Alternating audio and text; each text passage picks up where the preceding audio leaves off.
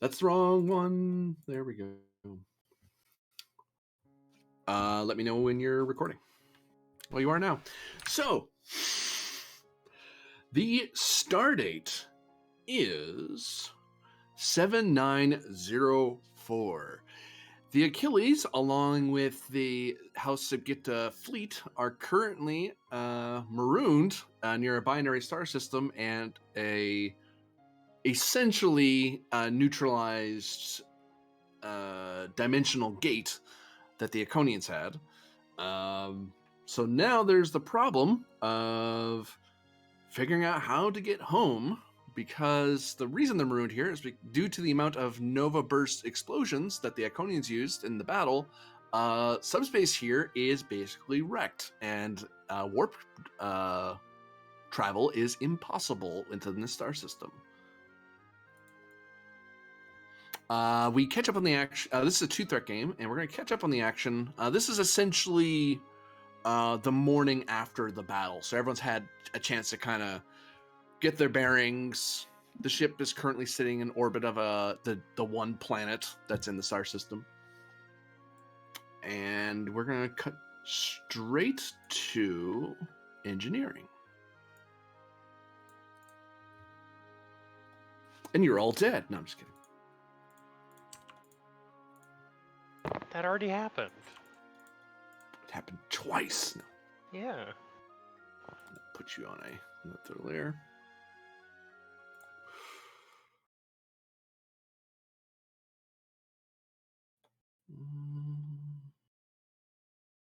So, damage report? Yes. So you are. There's a morning meeting to be done, so I'm going to be going around with everybody and checking with the departments to see what they're doing before they meet with the captain and the XO. And the captain and XO will have their own things they'll be doing before the meeting as well. But engineering, you wish to determine damage report. Give me reason plus engineering. Difficulty of 2. I know my ship. The talent. Diff 1. Assisted by Extra computer. dice. I know I should get extra dice. Yep. Sorry, you're right. And it's computers engineering to assist. I forgot the ship would probably help here. The complication goes up. Yep.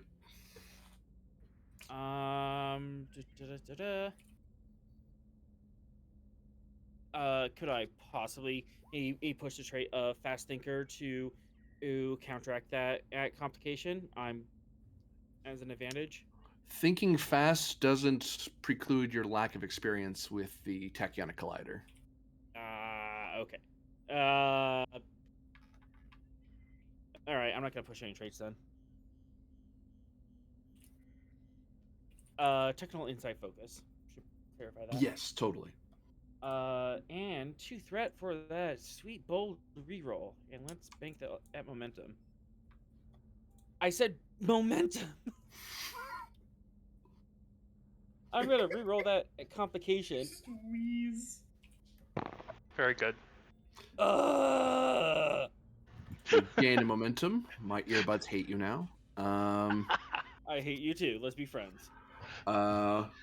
Please don't be friends with my earbuds. They're inanimate and don't have feelings. Weird.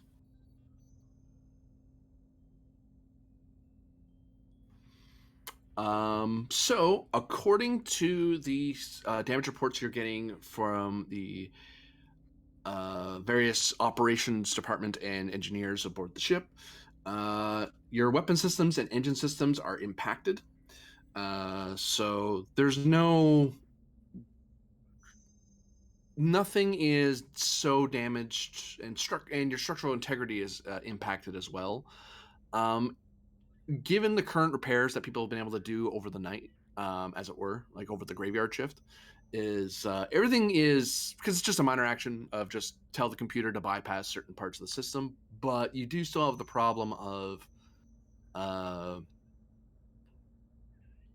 just parts of the ship being destroyed or not there anymore, or frankly, for safety's sake, you would want to power down the ship, hook it up to a space station, and physically start crawling around in the powered up parts of the ship. The parts of the ship that would normally be all at full power, to figure out how much damage is done. So you have to presume that your ship is kind of damaged out of the gate. So the good news is that nothing is damaged to enough degree. They're just impacted. Their effectiveness is impacted. The downside is no amount of damage control teams can fix this. This is the damage is in places you can't get to while the ship's underway. So there's that. The other thing is the tachyon collider is working. It is generating power like it's supposed to. The breach is contained, or was actually no breach occurred during the jump. And whatever damage you did take wasn't enough to cause a tachyonic leak, so there's no time dilation going on. However, it would seem that you are unable to create and maintain a warp bubble.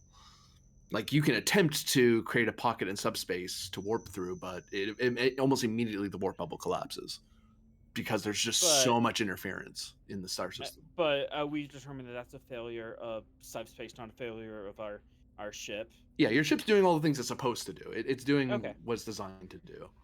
And the 2 breaches in structure, that's still impacted, right? But if we take another hit, we're gonna see debuffs. Yeah, because you'll break your halfway point and you'll become damaged. Okay. Currently, you are able to suffer another engine hit or another weapon hit, and you'll still be okay. But you're at the lower end of impact, where a structure is at that edge. Structures at the edge. So, like, there's parts of the hull that have like force fields along parts of the bulkhead, just in case it gives, like, to reinforce it, which isn't ideal, but that means the wall won't collapse, or the bulkhead won't collapse. I do have Cadet at Zeph that has repair team leader, or is there some trait in the situation that's precluding me from utilizing that talent? I actually talked about that before you got here. So, and might as well say it here while we're being recorded. Repair team leader uses the damage control task to fix the damage that's done, and then as part of that, they spend momentum to repair breaches. You can only do damage control tasks on things that are damaged or disabled. Oh. So if it's destroyed, there's nothing to do. If it's impacted, there's nothing you can do. You need a space dock, a space station big enough for your ship to plug into and dry dock, so you can crawl around in parts of the ship that you normally can't while you're underway. So what level of breaches is it then? Half or more. Half or more. If you're at half or more, you can do repair team leader. Anything lower than that, you can't not do that I'm it. challenging in your ruling, but can I have a page number for that, just for my own records? Damage control is... Yeah, because the way that... Page 224 of the core. Okay. Yeah, because that's going to completely change how the Gungnir's run. Yes, it is. And the thing with repairing systems, you can... and it's usually to do repair team leader, you do... It's a presence engineer every time, because you're leading a team to do stuff. That's why they're able to repair stuff the way they are, compared to repairing a damaged or disabled system personally, because that's not a damage control task. That's just you pulling an O'Brien and getting stuff working. It works. I didn't repair anything, but it works. Leave me alone. Bypasses as opposed to repairs. Yeah, as opposed to a damage control team, like, replicating huge plates of duranium and putting them in certain spots and taking out spares from storage and stuff. It's like, okay, well, that you can actually do in a reasonable amount of time. All right. Hey, that's good to know, because we can kit out Zeph more for that kind of thing, but just know the use case is a little more limited than we thought. Yeah. Yeah, that's a rules clarification that I didn't have. Yep. That's definitely why. That's one of the big reasons I want to make sure to set that aside. Okay. The second thing is, there is a aberrant energy signature in a classified part of the ship. It isn't damaging anything, but it's an energy signature that isn't part of the specs of the Achilles. I'm sorry. We have a classified part of the ship? You son of a bitch. What's classified on my ship? There's a certain laboratory on the ship that's classified. You look in the deck plans, like there it is. Like you look where the energy signature is, and you go computer. Where is that classified? Is what you get. Requires command code clear. Can I get a deck number and section number? Can I narrow it down that far at least? Yeah, you have a rough idea. You know where it is. Like you could go to the door. You know roughly where it is. I could go to the door. Okay. And it's on one of the science decks, if I'm not mistaken. I don't think it's on an engineering deck. It's not in the hull. It's in the saucer. To put it that way. Can I make a roll to get an idea of what type of energy this is? Whether it's tachyonic, antimatter, or plasma, photons. Jive, I don't know. Is an insight science roll for me to answer that question. Difficulty of 2.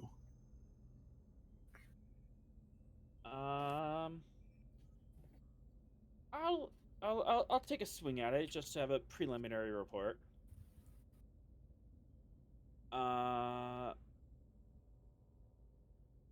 Focus in technical insight, being able to recognize energy signatures based on just the science the tricorders can. I'll have to say no because the computer. Well, actually, no. The computer engineering would help. No, sorry. It'd be sensor science. That's what it would be to help, and technical insight would help with that. Would it? No, I wouldn't because it's not a sensor role. No, because you're not sure if it's even your ship that's doing it. It could be something that's on your ship, which may be biological. But do I have like a sensor readout, a waveform in front of me? Yes, but I'll take technical insight at a complication increase. Okay. Because I'd be looking for sensors or energy sciences or something like that rather than technical insight. Okay. It was a stretch anyway, so I will take the focus with a comp increase. Lateral thinker as a trait, being able to puzzle out all the different things this might be. I'll take that. Yep. Complication or difficulty. Said the difficulty was 2. Yeah. Let's bring down the diff 1. And okay. I'm going to spend a threat for a 3rd dice because I still want momentum. Oh, now the dice show up. I see how it is. Yeah. They're here to spite you. The energy signature seems to correlate with the same energy that the quantum phase torpedoes use when they shift and they phase the torpedoes into different layers of reality. So it's sort of a quantum phasic energy, which is a very little understood field by virtue of the fact that it's something that the last time the Federation really looked at phasic technology was before Gowron was Chancellor, like when the Rymans had first come out of hiding from their self-imposed exile, as it were. So it's been a while. It's been a few years, and only recently has the Achilles really been the forefront of quantum phasic weaponry, which it's the only known quantum phasic ship right now. Yeah, wasn't the Pegasus a thing? Yep, that's what I'm talking. That's the Pegasus is what I'm referring to. Yeah. Interesting. But it's not an Alcaran tech. It's not a Iconian tech. It's good old-fashioned Federation tech. But that's the energy signature. It correlate. It's the same kind of energy that's in your torpedo bay when they're active, and firing. That said, I will point out it isn't damaging anything right now. It's just that when you were doing your damage report, just comb over. There's like, oh, there's an anomalous energy reading on this deck. It's like, the hell? What energy reading? What is it? Computer? What am I looking at? It's this. Okay. Okay. I'm going to call the captain. This is Ensign McLaughlin. How can I help you, sir? I'm getting an anomalous energy reading from deck 5. I wanted to verify it with the captain. I'll be sure to let him know that you wish to speak with him, Lieutenant. He's currently occupied, but I'll make sure to flag your concern, sir. Very well. Medium priority, but not pull him out of anything right now. Anything else I can help you with, sir? Not at the moment. Thank you, sir. And the connection cuts. This happens. This isn't abnormal. Before a meeting, usually the captain's, unless it's an emergency, the captain's probably reading up on something or meeting with somebody or. Yeah, I didn't think he was like ghosting me. Yeah, He's a captain. short of calling a red alert, an emergency, or just storming into his office. That's the only. He's probably tied up with something. But in an emergency, as a chief engineer, you totally could say, "Hey, I demand your attention." But yeah, unfortunately, the captain cannot leave you on red. That's why you have staff to check stuff. As far as Starfleet protocols, would I be in the right to notify the captain and also talk to Ryloff to see, hey, is this like a secret classified thing that I don't need to worry about, or should I just leave that with the captain? Inside command difficulty 1. Let's ask the Romulan if it's a secret. You'll get an answer, I promise. Yeah. Is it a secret? What's a secret? What? Starfleet protocols as a focus. Yeah, totally. Yeah, I'm just gonna roll this straight. Yep. So there's a couple avenues you can do. If you believe it's an emergency that is imperiling the ship, you would say emergency call to the captain, and it would bypass his staff. Like, the staff are meant to keep people from bothering him on more mundane matters. Like, there's people who want to talk to him about a million and one things. Yeah. Like, oh, my flower died. Could you change my environmental control? Nope, that's not my problem. Talk to engineering or the XO. I have other stuff to do. That's the XO's problem. Hey, so how's your opinion on this thesis? Not the time. Not the time. I mean, put in a my ensign will set aside a time and let me know, and maybe I'll put some time to speak with you. But seriously. So that aside, so unless emergency, there's no reason, and right now you don't have evidence of an emergency, so it's hard to force on them. I don't think this is emergency worthy. But you are a department head, so you always have access to the XO. That's what the XO is for. The XO is meant for like urgent or lesser matters that the ship command structure should know. And that's what you tell. So you could just meet with the XO early before the meeting. Go, hey, I want to talk to you about this.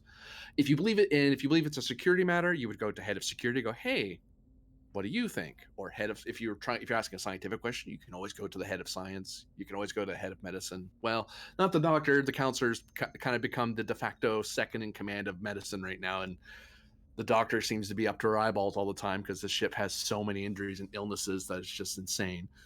And we have a really low medicine.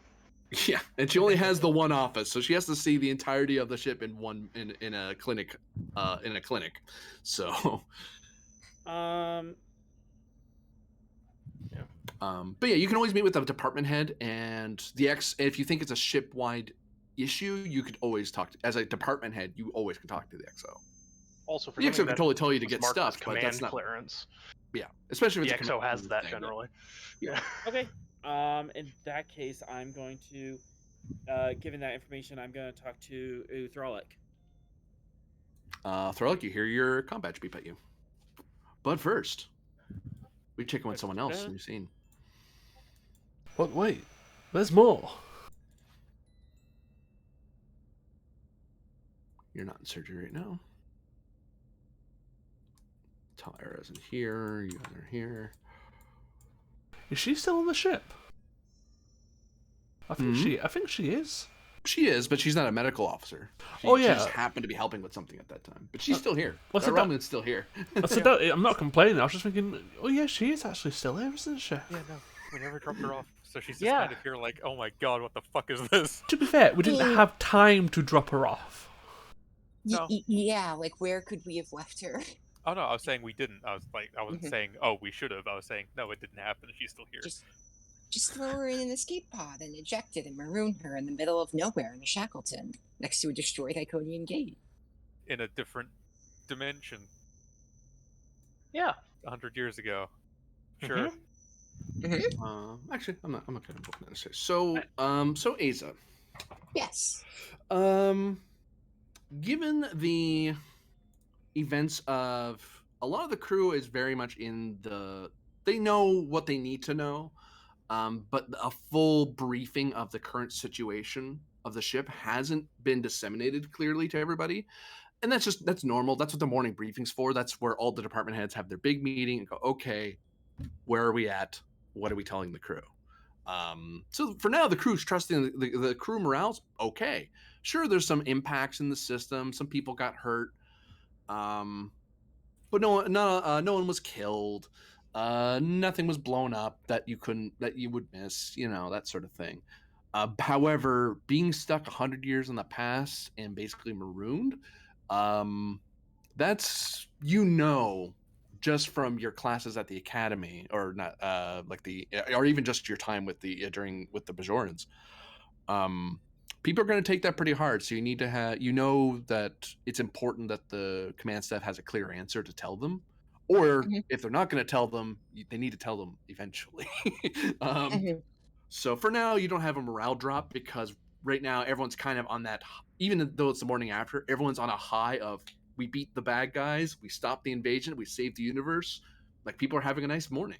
It's just another day to most people. Some people know, like they'd have to know, like the people who look at the chronometer, they're going to know you've gone back in time.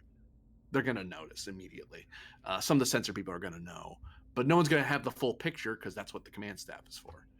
That all said, so that's a problem for later. Yeah. The current problem is there's one big problem sitting on your desk. And right now, Koval is kind of wrapped up with the various injuries that no one's hurt, no one's killed, but there's a lot of injuries that need to be dealt with, and burns and checkups and things like that. So Koval is basically constantly meeting with people in exam room 1, occasionally bring them to surgery for like a minor regeneration of a bone. It still hurts, but they're not going to die.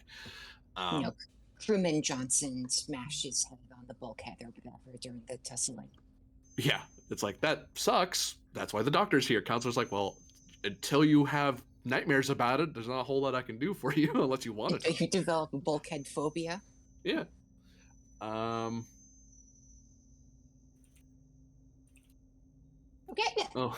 However, there's the one issue that's sitting on your table is that the one person who is severely injured and basically bedridden is Specialist Daba Rexa. Now, normally that'd be depressing. That's a coworker. You've worked with her. She's good at her job and all that. That isn't the big problem. The big problem is her kid's still on the ship. Oh, no. And he's currently in the brig. Why? And Reixa didn't really make any, because she didn't know he was here until like yesterday. She didn't make any accommodations for taking care of him. And normally there'd be like teachers or child service like aboard the ship, like civilians who would take care of the kids. Or sometimes it would fall under the science department, like who do teaching from time to time. They might do something. But right now it falls on your lap because now it's a child services issue and you're the closest social officer on the ship right now. If you had a bigger medical department, there'd be a dedicated Human child resources welfare person. officer. Like that's Yeah. their pediatric. That's their entire job is taking care of any kids or anyone below the age of 18 or age majority for different species on the ship. But it kind of falls on you because you're the closest the ship has. Wait. So, because there was no like after-school activities available, my mom put me in prison. No, I did. And I'll be right back. And I can It's a give you the pretty reasons accurate why. metaphor for how the school to prison pipeline works. There's no after school activities, so you wind up in jail. Oh my goodness. Oh no, Yeah, I can fully justify it. So does this mean in Aza is a mandatory reporter? No. I Because really you hope need to mandatory report- reporting laws have changed in the last, 250 years. Yeah. No, because if you're going to report something, you're reporting it to the XO, the captain, or to Aza. If you think one of your coworkers is going to hurt themselves or someone else, you might go to the. Who would Aza report it to? The captain? Starfleet Medical? The first officer. So, Starfleet Medical. Aza would probably get the report of why he's in there, which is one, he fucked around in a Jeffries tube above an active surgery, and two, he fucked around in a Jeffries tube and fell onto a bridge in an active combat situation. I mean, proceeded to solve a problem that the bridge crew is facing. That's not the issue. Look, you can both be in the brig and have a note in your file that commends you. They're not Also, mutually that's- exclusive. Also, that kind of brings up an interesting question. How would you decide the age of majority for so many different species? I'm supposed to have to be species to species dependent, but like, Yeah, it'd be how cultural. do you Well, track it's that? definitely not 10 years old for Beta Z. I mean, Yeah. for Bajorans. No. It's definitely not that. Yeah, that argument immediately dies when you're looking at which species this is. Mm-hmm. So, nice point. Not really. I mean, also, I mean, There's a I was law. more are thinking like world building in larger space. You're not. Absolutely. It's not going to be a like hard set rule. It's gonna be when you encounter the problem, you look up the guidelines for the species, right? Yeah. Do you think there's like a law that like says that like if you are a short-lived species, you cannot adopt a child who like would hit their age of maturity after you died? I mean, Like- actually, to be honest, it's going to be worse than that because Starfleet, the Federation is set up as a federal system, right? It's planets joining with pre-existing laws, so it's not going to be it's probably not going to be a clear cut like I'm the Federation, the child protective officer on Earth, and this person's inquiring about adopting a Vulcan. It's going to be, this person is a Vulcan and a citizen of Vulcan, and so sometimes you go to the Federation to deal with their issues. Sometimes you have to go through Vulcan itself, and Sometimes you I have thought to have that- both Vulcan and Earth governments on board and ask a Federation official Sometimes- for arbitration. yeah, sometimes the Vulcan government and the Federation get in a pissing match over whose authority is in place over this child. Yeah. and the child ages up to the age of majority before the Supreme Court gets to it. Oh See, my I just- god! I need this fanfic where Sarek and Amanda split up and the divorce proceedings for custody of Spock no! turned into a full-on Earth Vulcan war over who gets custody of Spock. I just love the idea that like the Federation has so much bureaucracy and like it's not the most efficient, but they surprisingly get things done. Yeah. And Well, like I mean, Federation people being mostly like mediators between different different that's- Well, law since it's a systems and everything. federated system, there would be a overarching laws that everyone agrees to. True. Yeah, That's I kind mean, of the I think point. that's probably one of the biggest hurdles Federation negotiators have to get over when bringing someone into the Federation is Yeah. you have to agree that the Federation is sovereign over your territory and that some of your laws may be suppressed as they exist now to conform to Federation norms.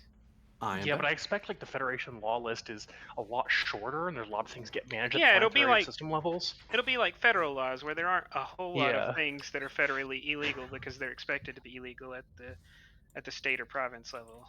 Exactly. Don't worry, Corbinian. We're just talking about space politics. Cool. We've That's decided fun. federalism What is else can we talk difficult. about, honestly? Yeah. Really, Yeah. the Federation should become unitary. It solves so many problems. Yeah, you hit the age of maturity when you hit age 18, regardless of if you don't, become a biological adult until you're, 58.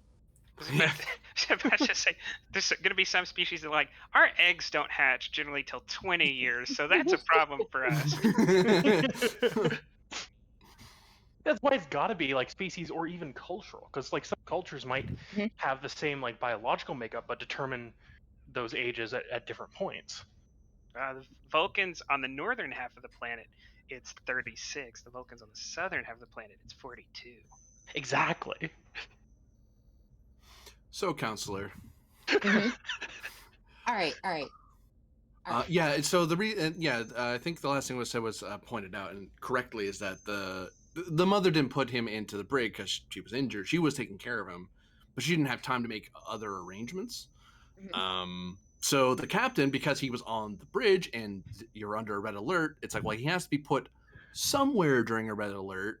So I'm gonna get him away from the bridge because he shouldn't be here. Well, the only secure place we know where we have a security guy who's there all the time, even during red alert, is the brig. So we'll put him there for now until we figure out what the hell we're gonna do. All right. I'm looking Don't at bring out my- the force field, though. I'm about to look up all of my violated constitutional rights. By all means. You're on a military ship. Our I'm a word is civilian. law. So you're on our ship. Okay. I would like to look up. Oh God, Taven. That's his name, right? Yep. Yeah. I would like to look up Taven's personnel file, and I want to see what sort of automated schooling work that he has to get done, because I assume he's in some sort of Federation school at the moment. I'll make that a reason plus science or medicine difficulty of 1. There's 2 different classes he's mainly in. Assisted by computers plus science or medicine. Because if there's one thing I know that a child won't do when their parents are around, it's schoolwork. You said insight or reason medicine. Reason science or reason medicine. Reason. All right. Take a threat. Sure.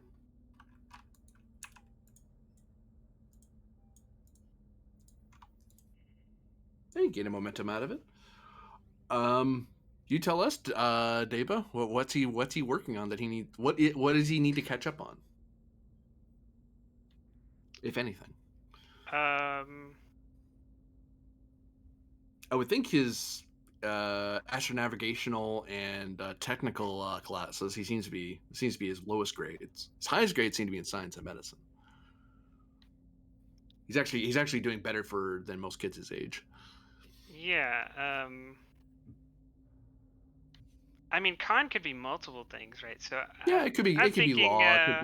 It could be walking, climbing, or anything like that. Anything to do with movement or interstellar navigation. We'll say, because it might be thematic.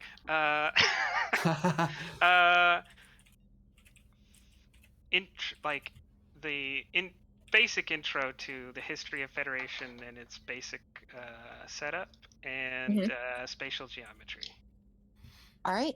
I'm going to, grab a pad with, like, the worksheets and relevant text that he needs to get done, and put that pad under my arm and head down to the brig. Away we go. And she's gonna like mutter to herself, of course, I took a career because I don't want to have children, and look what I wind up having to do anyway.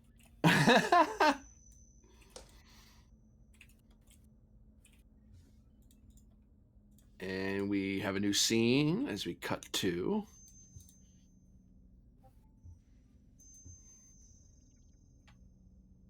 Oh, is this like the room from Generations? Hey, Astrometrics. Astrometrics, you're totally right. Yep. That's what they base this map off of. And that's actually the map from the book, hilariously. Yeah. It's pretty neat. I wish I could take credit for that. That's totally Modifius that did that. Mm-hmm. Ensign Ven. Yeah. Well, the obvious problem that science needs to deal with beyond what are we looking at, which you've done those scans already. Well, you have a couple of questions that I imagine the command staff are going to want an answer to. One, how do we get out of here?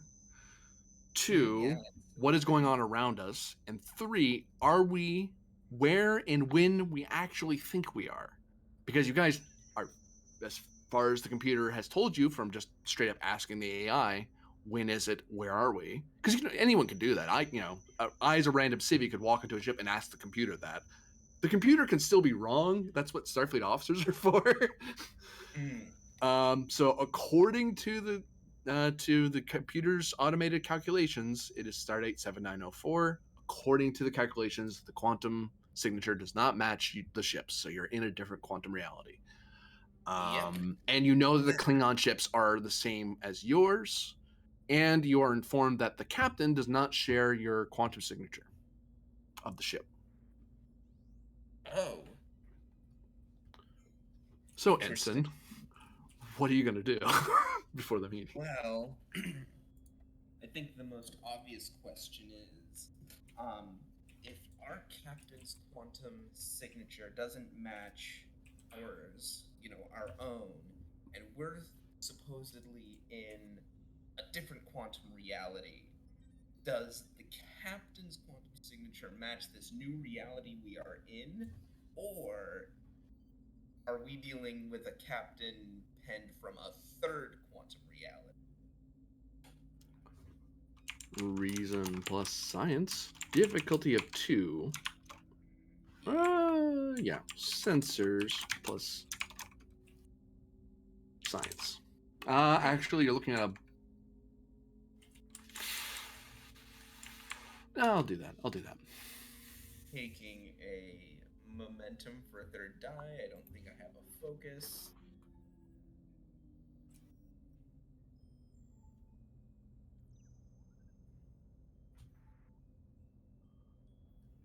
Rerolling that comp.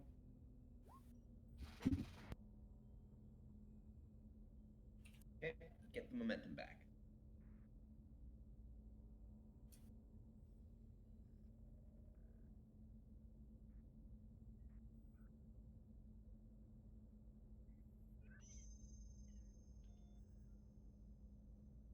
See what this.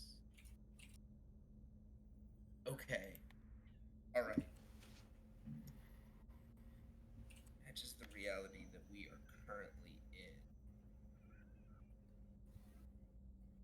Okay, does anyone have any additional questions about the captain's quantum signature?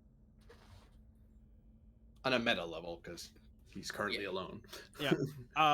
Could it be possible to find a comparative quantum variance to see how far different our pinned is from our timeline? Yes. Where the delta point between our timeline and his timeline would be? Yeah, how far diverged are the quantum signatures? That's a free question. Isn't that already on record?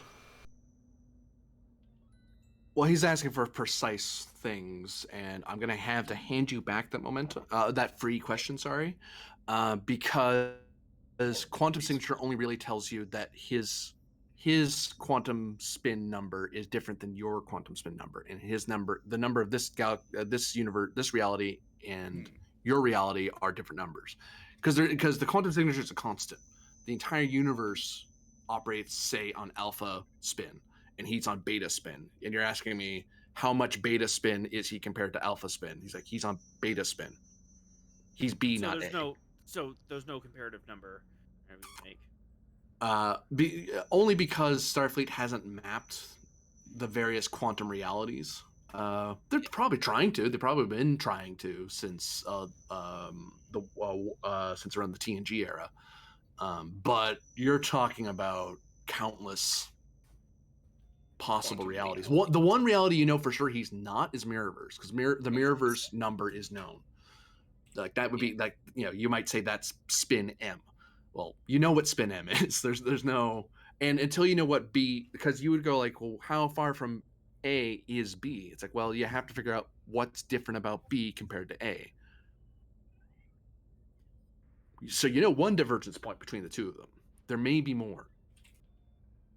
Okay. For example, maybe warp drives don't work the same way here. Maybe Vulcans never joined. Maybe Tavarian flu is actually a fun soda drink. Like, until you do a survey, you don't know. Maybe the president wore a blue tie this one day 100 years ago, and that diverged. Might it be possible to, through our readings, determine when the switch happened?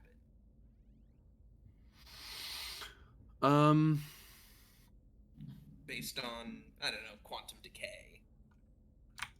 That's something you could answer, because you can compare, because you would know when the captain was spin A versus spin B, and there is a point at which he was A or B. So logically, where did that happen? 1 second. Was it when I got stabbed?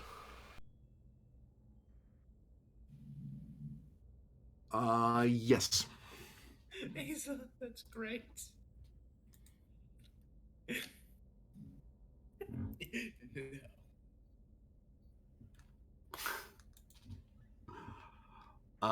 So that was somewhere after Stardate 60254, but before 378, basically. I forget the exact number, but it was during the time you guys were in Alcara when he got stabbed by that during the conflict on Alcara.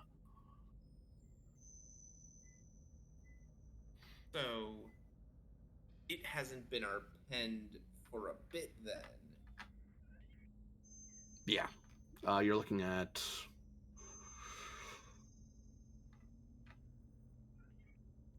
300 versus 4, so it's been over 100 star dates. What? Well, around 100 star dates to be more accurate. So it's been a bit. That's what I mean. It's been less than a year, but it's been a considerable amount of time. Oh, that's strange. And I will point out this was discovered on around 378 by Dr. Efrix. That's where the initial number was known. That's when they knew there was a difference, but it was determined, since he wasn't a Mirrorverse version, for now, he's the pendant we have, so we'll figure out what's going on at some point. Don't worry, just do this one mission real quick, and we'll figure this out later.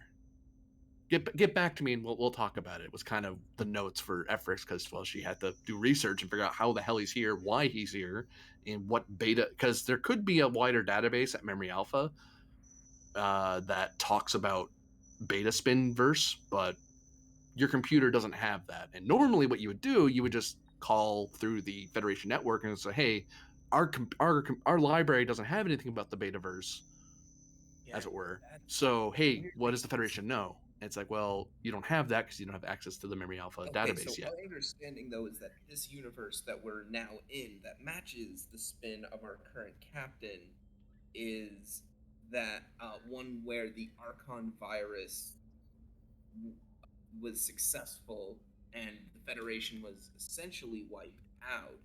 which then raises the question of why did this pen not bring that up at any point? Not sure if I can answer that with a momentum spend, but Oh no. This is just saying. I was just joking.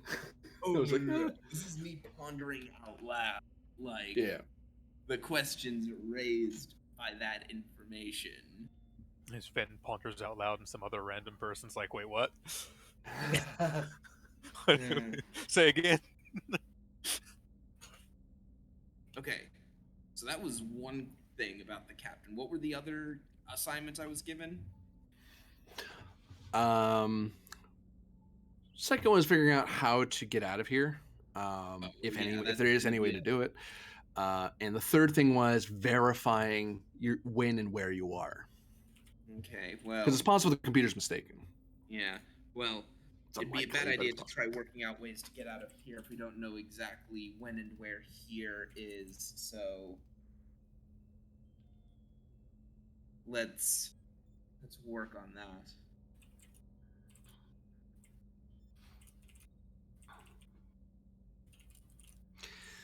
Give Okay, me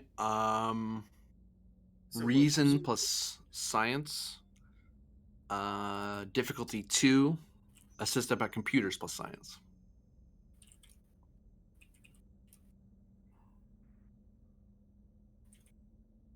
reason plus science. Science. Astrophysics focus? Yeah. Or research? That's a physics. You could do that. Okay. What's the diff? 2. 2.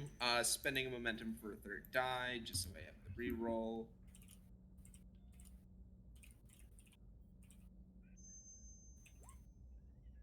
And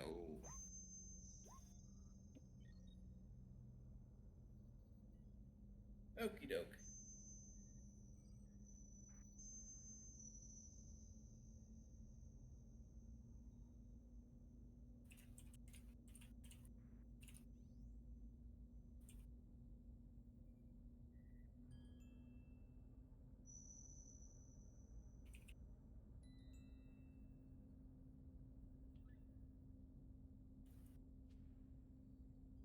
There you go. Oh, what? Yeah. What do you mean on the average? That mean? I mean, that is a question, but Okay, so our quantum signature is currently. So the quantum signature of the universe around us, you mean? Mm-hmm. Okay. Okay, quantum signature of the universe around us is fluctuating, but if we take these points here, there, and then average them out, yeah, that would explain why the sensors are reading the beta spin. Did you check the signs on your math? What? Make sure you don't lose a negative in all that math there. Okay, that complicates matters. I'm going to roll my challenge die to see if I can't generate some bonus momentum for some questions, because this wasn't a sensors or tricorder roll, so I don't get my free one. Thank you. Okay, well, you get a thread. Goody. Okay.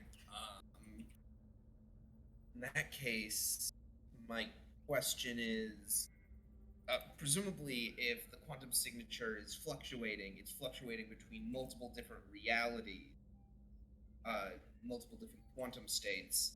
How many signatures are we fluctuating?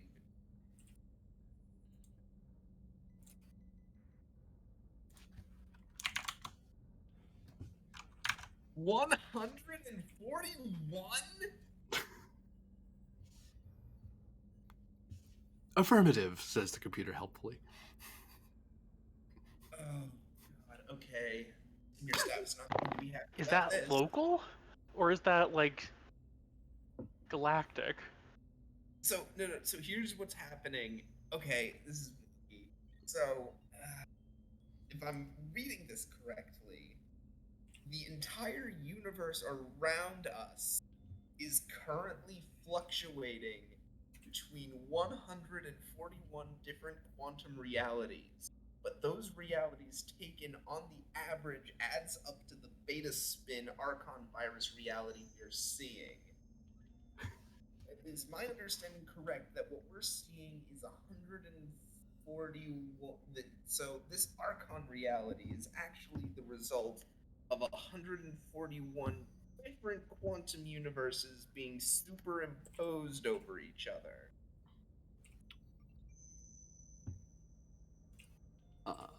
What?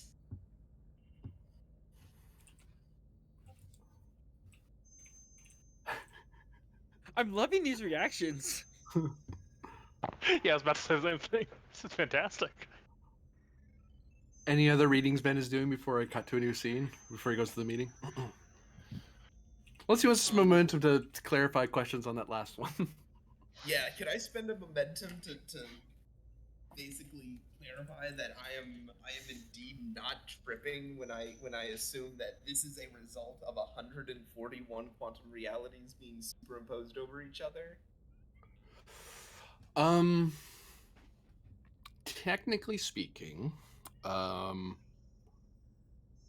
any given reality, you're on a certain quantum level. You're on a certain quantum spin. So if you say went to the mirrorverse doesn't add up to a certain number or average to a certain number. It is spin M. It is a rock hard number. Right. Same with your verse. We'll say alpha. Your alpha verse, which isn't for Abrams, but but no. Your alpha spin, the one you're from. You're like, okay, well, there's a number. Click. Then there's the M number. Click. And there's supposed to be the beta number. Click. Which that number is solidly correct on Penn. That number is his number. That has always been his number since he's been scanned by Efrix and verified by the computer even earlier than that. Okay. However, the computer's telling you, or the sensors indicate that your ship is moving through multiple numbers, but it's averaging it. The computer's being fooled into thinking it's on the beta spin, even though technically it's fluctuating between various realities. Thankfully, none of those realities discombobulate the rules of physics. Otherwise, the ship could pull itself apart, or oxygen now is O2 is now incredibly flammable, or some random quantum reality where physics don't work the way we think they do. So, question, GM. Yeah. Does that mean like different particles here have different quantum spins, or is changing rapidly between universes where all particles have different quantum spins? Would you like to spend a moment for me to answer that question? I feel like he's about to start spending threat to change our traits on the go. He's like, oh, you said you had that? No, you don't. Guys, I have an idea. No. So Yes. then the computer tells you that it would seem that you are rapidly moving through the various realities, which you're not supposed to be able to do that. Because you're supposed to be, if there were multiple rivers parallel to each other, I can only be on my river. If I want to get to the other river, I need the amount of energy that moves me across the land between rivers, essentially, to the other river. Like, I need to move over there, and it takes effort for me to do that. That's why phase technology is pretty hard to do. It's energy intensive, it's complicated. But the ship's telling you that somehow everything on the ship is on one river and stays on the same river it was always on from the beginning of time. But somehow the universe around it. He's not here. GM, Oh, I his burned power out his went brain. out. Oh no. He heard nothing of that. He heard absolutely nothing of that, it looks like. Good. Well, we'll get back to Ben in a moment. We are going to check. We are going to check in with the security officer ? Yes, that's what we're checking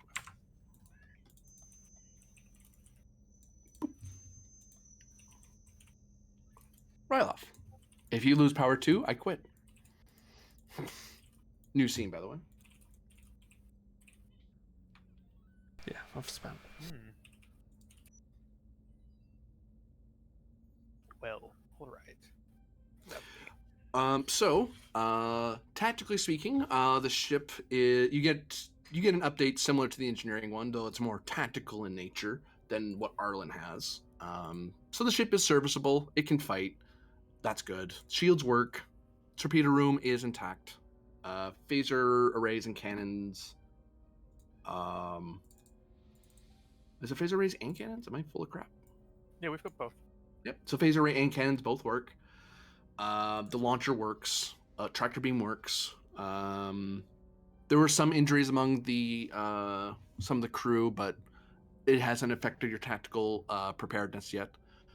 Hoplites are there are some hoplites who are for now they're on the station kind of doing some cleanup, but they just came in this morning on shuttles going, hey, here's what we recovered or what we could safely recover. A lot of stuff they just left there just out of sheer let's not poke at stuff without the scientists and engineers clearing it. But there's obvious like a gun, or let's make sure there's no suits lying around that'll blow up and kill somebody if they come over here. That sort of thing.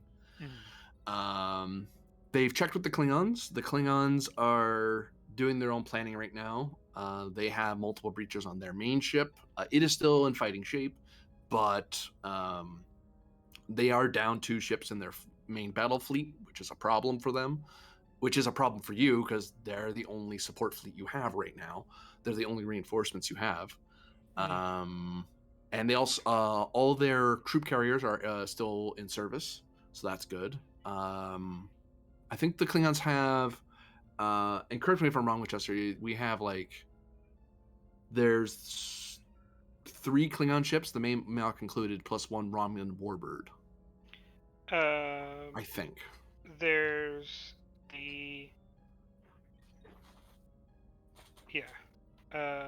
it'll take me about a minute to figure that out. Yep. But in essence, the fleet that's at your disposal, well, your allied fleet that's at your disposal is not huge. But hey, it's a fleet. It's not, it's bigger than a squadron of 2 ships, for example. You're not just by yourself out here.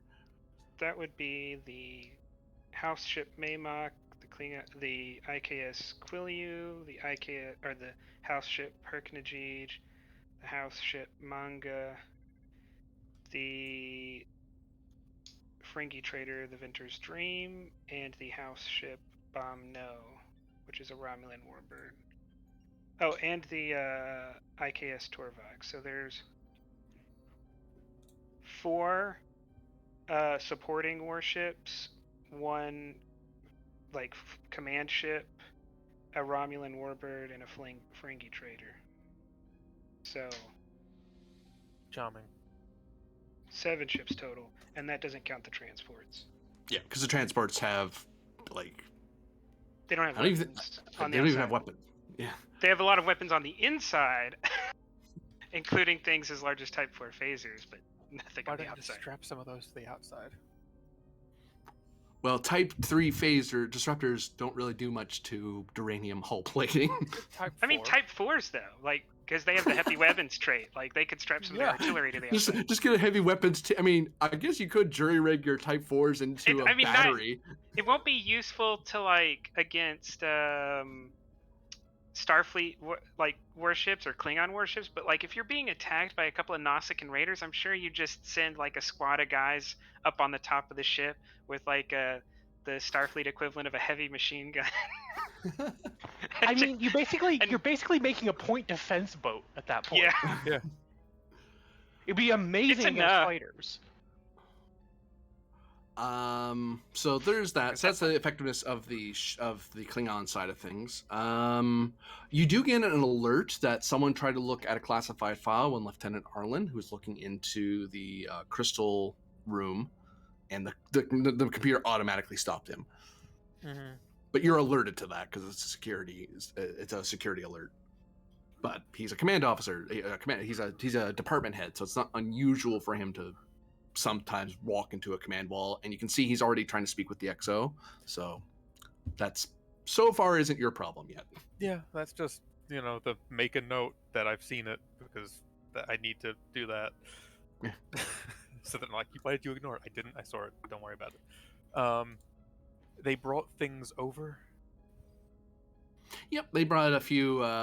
They tried to recover what they could from the Aldemana suits, because some of the suits were able to be disarmed and before they blew up. So they do have. They do have confiscated Iconian Demona armor and arms. They don't understand it all that well, other than it won't blow up now, and the guy inside is well and truly dead. That sounds more like an engineering problem than a me problem. But you're informed of it because the hoplites have to tell you what they took. And like, well, this is what we took. We didn't want to just leave weapons and armor lying around. And right now, as far as we know, it's classified less as, I was going to say, it's classified not as looting, but the Klingons would totally call it looting because that's what they did. Because some of those suits weren't recoverable because the Klingons took some of them. So like, well, Tactical acquisitions. Tactical acquisitions. For them, it's intelligence. They need to know if it's a new weapon. They try to get hold of it to figure out what it is, if it's something you can even use, what's the countermeasures, that sort of thing. Yeah, we'll put a page through to engineering as basically when you have available time, we need to go through this equipment and understand its function and function in both of what it does and how it works. Mm-hmm. And that is both of our aspects, because you don't want security trying to take things apart. We have a very particular manner of taking things apart, and you can't put them back together afterwards. Yeah. Oh, it's something that might blow up and endanger me? Cool. Put pulse grenades on it, find a room with lots of thick duranium plates, and blow it up. There. Mm-hmm. The thing has been disarmed. Like, well, yes, but... That said, there's not a lot of external security to do right now. The best we can do is internal stuff, and we might as well prepare areas for this to be done, because that does seem like a security responsibility. Give me handling explosives. Control plus security, difficulty 2, assisted by structure security. Control security, diff 2. I'm still paranoid. That's always a thing. Complication... No, actually, you know what? I will bring down the diff by 1, because your paranoia will help you in this case. Lovely. I also have the trait of disarming. Not quite what I was going for, but I know. I just realized, I was like, oh, that's funny. And I'll give you a threat and use the paranoia focus. Okay. Just because we like making momentum, don't we? Hey. What's the difficulty? 2. 1. 1 now, yeah. So 5 momentum was gained there. Yeah, so you've established the advantage that you have some safe works. You've established some workstations that are reinforced, or better way to put it. Ships like this, especially given that you guys have a pretty high security rating, if I'm not mistaken. Mm-hmm. Yeah. What are you, security 4? Security 5. 5? Yeah. You have dedicated EOD workshops. The only difference is you just put in some engineering gear in there in the bomb room. Go to bomb room Alpha. You have multiple bomb rooms? Yeah. So we can learn how to disarm bombs, or how to make them, or how to research them. Like, we have a whole EOD team that's actually a subsection of the Hazard team and a subsection of our security staff. You have to have a bomb room Bravo for if something goes wrong in bomb room Alpha. Yeah. What happened to bomb room Alpha? It blew up. They're cleaning. Oh, is everyone okay? Well, we have to repair it, but that's someone else. That's a ensign's problem. That's an engineering problem. The engineers, we blew up something again. Oh well. Exactly. Please tell me you did it in the bomb room. Yes. Okay. Cool. and I'm probably involved in an explosion one way or another because sabotage. Yep. I would probably probably spend a significant amount of my downtime in the OD rooms just for kicks and giggles.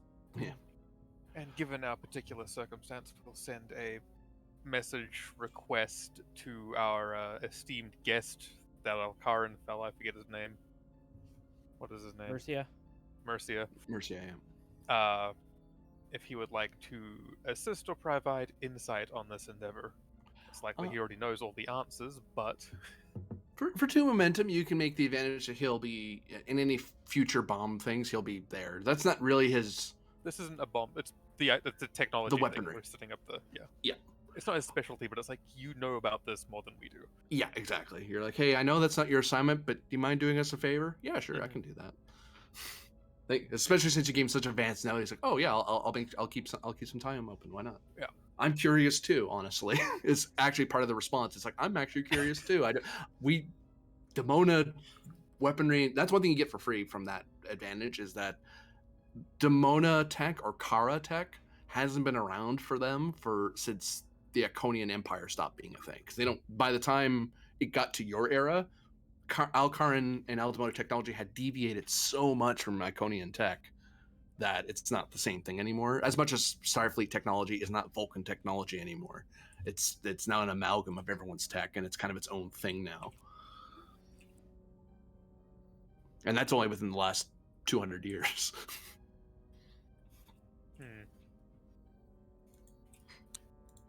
Anything else your character wants to look into on a security level before the meeting?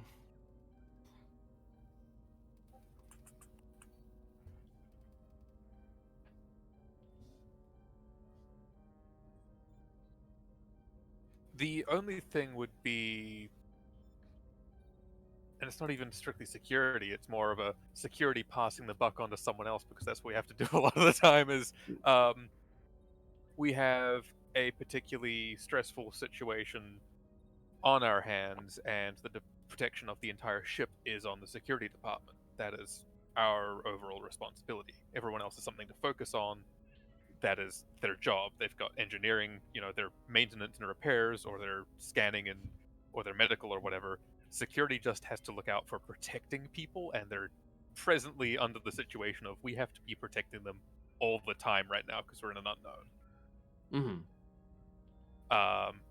And that is a lot of assumably mental strain. It would be. You're kind of on a soft yellow alert, if not a standing yellow alert. Yeah, just due to your circumstances. Like the rest of the ship isn't. Security is. Yeah. So more getting this security personnel their appropriate medical run-throughs, and I don't mean like full blood work. Yeah. I mean like their mental stuff to make sure that we're not about to have someone snap. Give me either control or presence plus command, difficulty 2. Control command. Or medicine, if that's somehow better.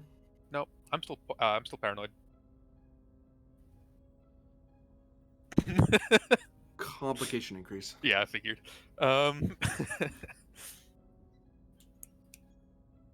This is just giving orders, so inscrutable probably wouldn't come into play because it's not anyone looking at me or interacting with me directly.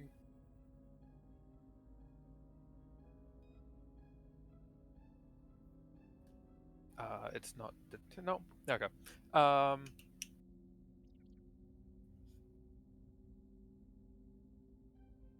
No, this is just giving orders, so I don't think I have a focus. Unless investigative techniques under the guise of pointing out some particular things that he himself would have noticed. Like, I'll keep take an it, eye sure. out for these things. I'll take it. Like, taking it from a security person, here's what you need to look for in the security people. And I'll give you a momentum. There we go. And then we make it back. Yep. So you're able to make sure that should there be, you've kind of you've gotten ahead of any potential morale strain by just virtue of being under high stress. So that should make the counselor's job easier because some security people will just show up rather than, or their senior officers will go, "Hey, look, take the day off." Like, do I need to see the counselor? I mean, if you want, go ahead. But honestly, I don't care what you do. Go rock climbing, paintballing, whatever. Just get away from the rifles and the armor. Go somewhere else. Do something else. And with that, we cut to another part of the ship. Oh, do we wish to inform Ven of what he learned? I'll do that at the briefing. Is my plan. Oh, shoot, I didn't mean to do that. There, having to. Tables in the hallway always look like slabs of meat, and I just can't can't see them as anything else. Those are couches. God damn it! Now I can't unsee it. Yeah, I'm now picturing you're going to have like some sort of breakdown, and the counselor is going to find you trying to eat the couch, which used to be the table. Uh-huh. Yeah, exactly.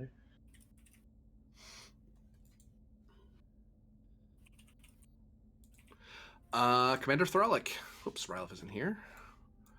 At present, Captain Panda is working on some things in the ready room, but you have the bridge for the time being before the meeting starts.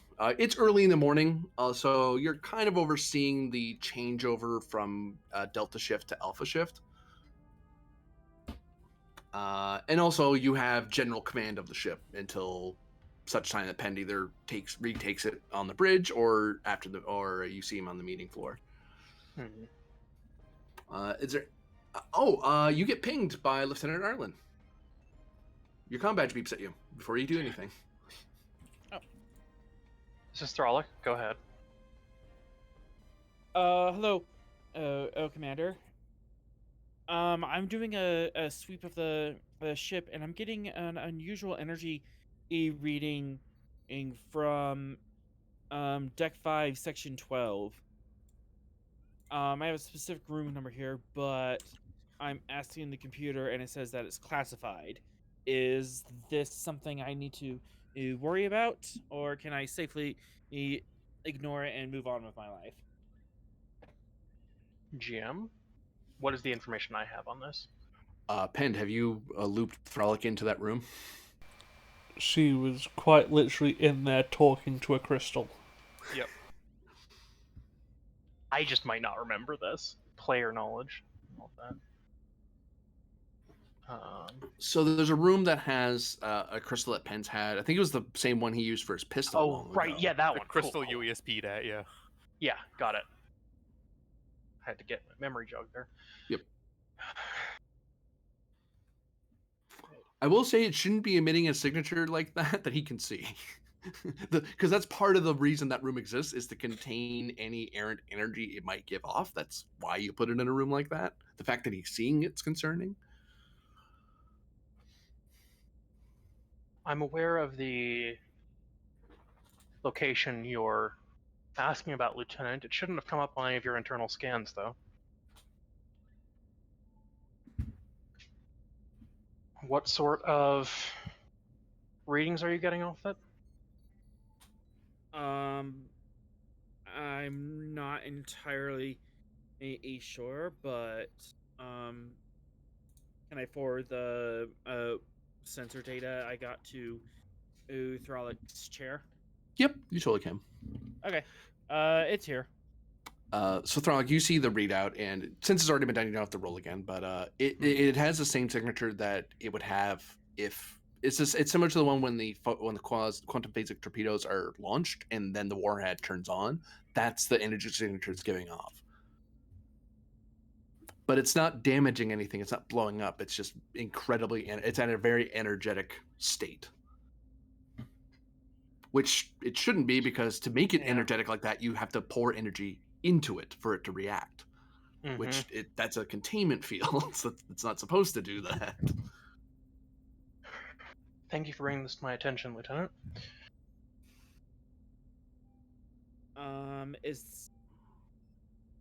At the moment, I do not believe this is interfering with any ship systems, but I am concerned on if it will interfere with ship systems.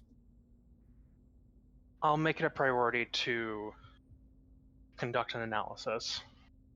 If I need to loop you in on further details, I will. So this is classified? Currently, yes. Very well. I will forget this conversation ever happened.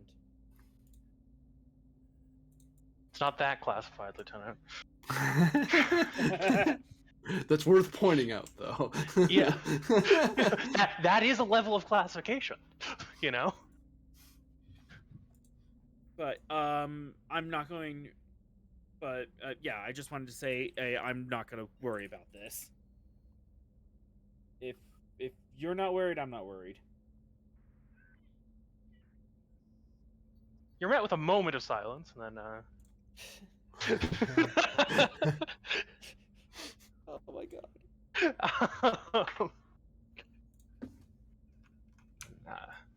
Again, thank you for your concern, Lieutenant.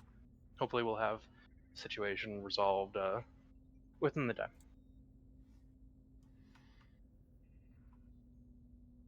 Okay.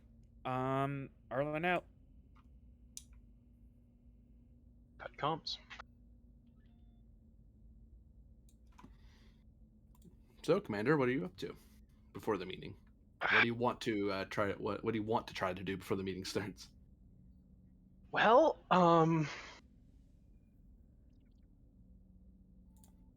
imagine current hoplite operations don't require my supervision. They're just on novel asset recovery.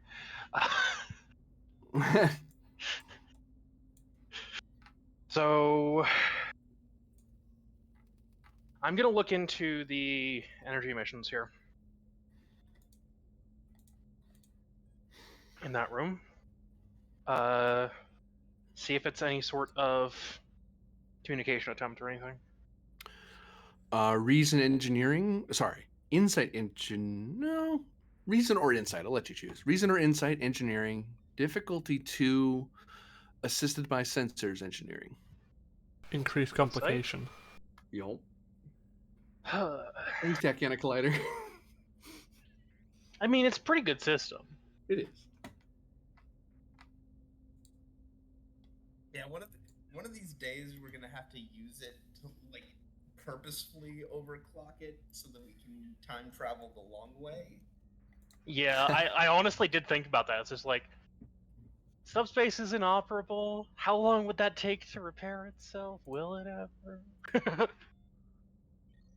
But that would also mean just to be like, okay, we're doing this, Klingons. You do your own thing.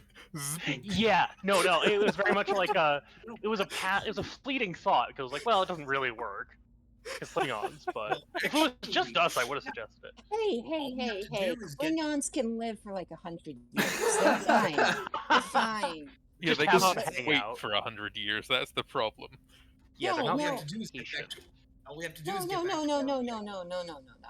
See, what we do is we set them up with like a nice gym membership and give them 100 years to get as buff as possible for their future conquests, and then they can do that, and then we'll meet them when they're ready for their new fight. Question, GM. Yeah. Since I'm looking at this from the possible perspective of like psionics, could I argue for insight command?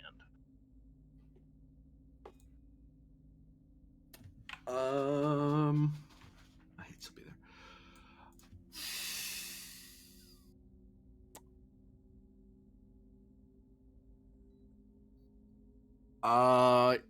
It depends if you're looking for a sonic communication or other form of or more mundane communication. Engineering would cover mundane communications, but if you're using your sonics, then you're purposely looking into sonic wavelengths. All right, I'll look into that later, maybe if I don't find anything with engineering. Let's see. Observation focus here. I'll take it.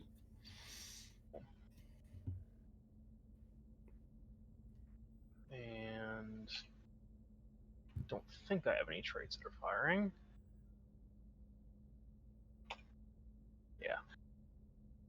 I'll buy an extra die with momentum. Rolling a kind of a medium roll. Rolling a kind of a medium roll? Well.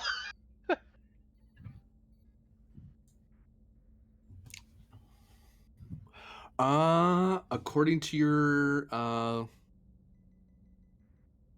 calculations and interpretations of the data, it would seem that there is no mundane form of communication being done, either through subspace, radio, LADAR.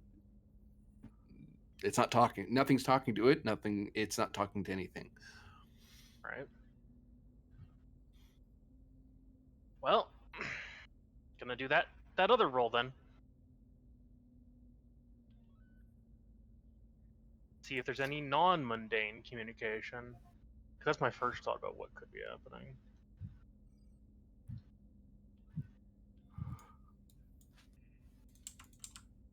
Let's make that Insight Command difficulty 3. Right? Same focus, observation. I'll take it. Right. Because I'm doggedly attempting to track down this thing, can I go for a relentless trait? I wouldn't take it yet. Fair enough. But if you keep looking at it, I might give you relentless later. Yeah. That's basically what I'm thinking. Like, relentless doesn't fire a lot of the time on a first roll for something, but to keep going. Yeah. Or if it's a task of, you need to climb this mountain. Okay, well, yes, Yeah, it is the yes, first like- roll, but being relentless certainly Exactly. helps. It helps in the non-physical stuff more likely if I'm keeping on doing it. Yeah.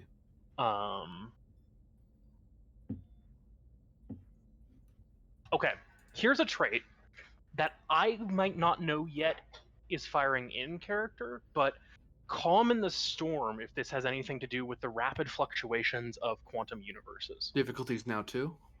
Yeah. It's as if something's happening which is causing a quantum crystal to freak the fuck out. I know. So does that make you the calm in like the storm of the quantum universes? Yes. Okay. That's how religions start, you know. Yes.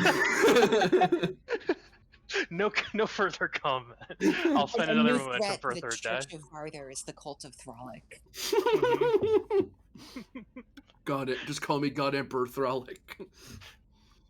God. God. I will lead us from the Chaos Eye. I will lead us through the warp. I mean, we need it because Varder was not very giving on Saturday. No, but he got shot a lot. He got shot for your sins, all right? Down with the false god Varder, up with the new god Thralic. Oh, look, I yeah. think I need some more Trained traits and Thralic. milestones before I can, like, contest Varder. Yeah, who trained Thralic? Yeah. Exactly. So, you sense, and you're even all the way up here on the bridge. You just kind of open your mind's eye and feel out the ocean beneath you, and normally when you perceive the ocean, it's very still because it's not really water. It's an abstraction of conscious thought across the universe. Like it's called an ocean because that's the easiest way to visualize it. But this ocean does appear to be turbulent. Now, what little you know, you do have the talent to use ESP, so you're aware of how ESP works. Normally, turbulence implies that someone's doing something, or something is moving, or a large consciousness. Like if you're looking at a space creature that's as big as the ship moving around, that even without psionics is a massive presence, so it attracts attention, and it's something you would feel or sense. Hence why someone like Troy could sense a sonic creature, a living creature just outside the ship. It's like, well, it is a living thing. It's massive. I can't not see it. So likewise, it feels like there's a big, there's turbulence, but it's coming from all directions. It's almost storm-like.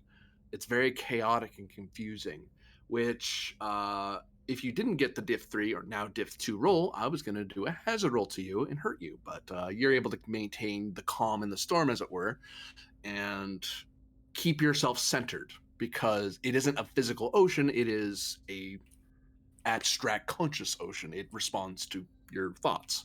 So if you stay calm, where you are precisely is okay. It's everything else around you that's not okay. And that's kind of what you're seeing. So the horizon is kind of muddled pretty badly. There's at least you and a few other psychic presences. Like you guys kind of, the only downside to all this is it's like the universe around you is on a sonic level or other level, or some higher level, maybe quantum, is reacting is being very disturbed and shaken around. The only calm spots in the storm right now are yourself, and then there's two presences on the Maymok, which will correlate with Oda and Varder. So everybody else is also in this turbulence? Yeah, like you get the feeling if someone was like some of the Vulcans and Betazoids, if you asked around, they probably would complain about having nightmares or having a headache. Nothing to make someone bleed out their nose or anything, but enough that they'd be Yeah. like, man, but they would probably accrue it to, that's weird. Well, we were just in a battle. Or we Mhm. did just time travel. Having a headache, that happens.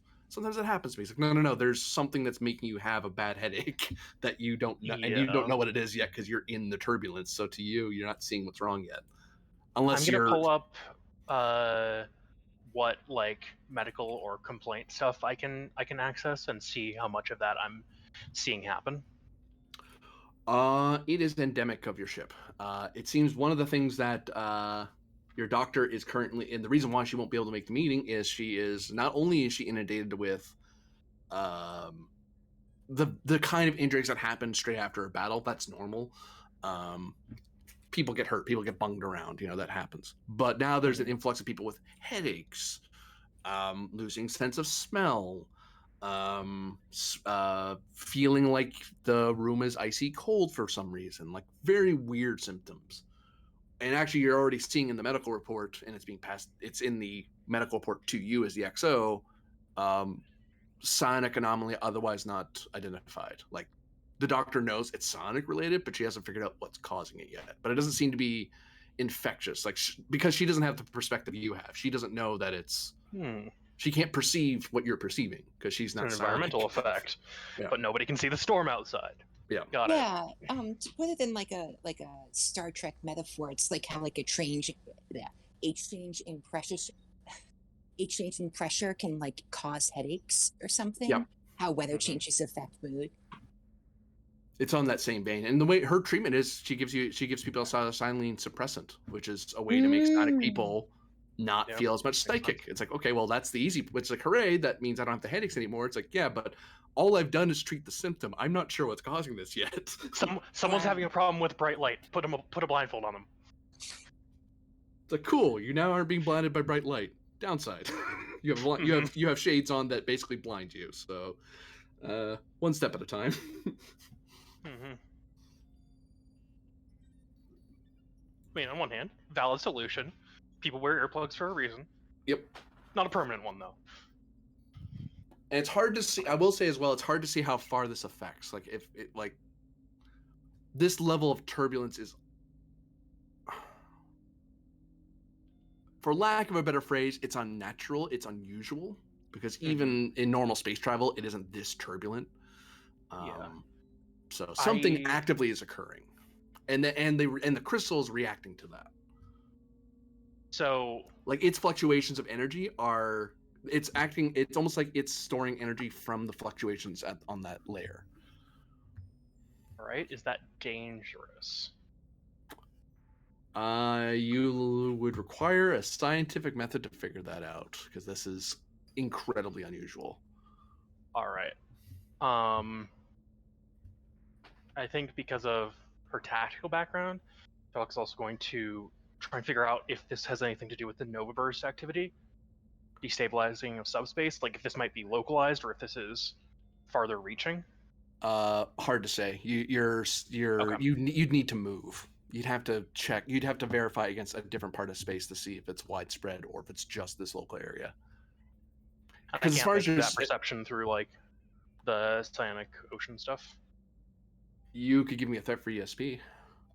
Sure. Love it.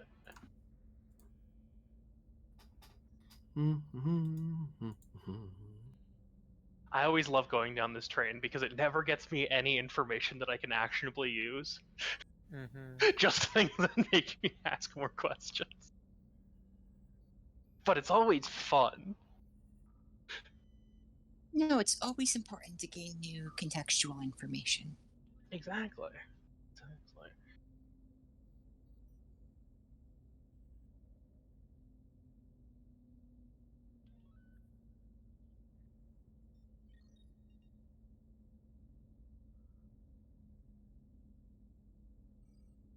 There you go. Exactly. This is always what happens. And we new scene. I cut to the captain. If I can find the bloody captain. Where are you? Oh wait, that's no. what we're I know on I was gonna go to. first. Sorry, I was going to the brig. This captain's my last stop because after the captain is the meeting. Just let me stick these this old bone and try to get the brig dog to come over and give me the keys. This thing, woe is me. David Tabin. Well, you've been in the brig ever since you last were on the bridge. Yeah, it's to be expected. That's what all the books about the resistance say. You know, butting up authority gets you thrown in the brig. I'll know that this is the line where force field would be on, but honestly, given that you're just a child, they're trying to maintain safety for that. Unless they're out of the room, that field is turned off. Like because there's an adult in the room that's making sure you're not leaving. But if they have to leave, they say stand in there. I'll be right back.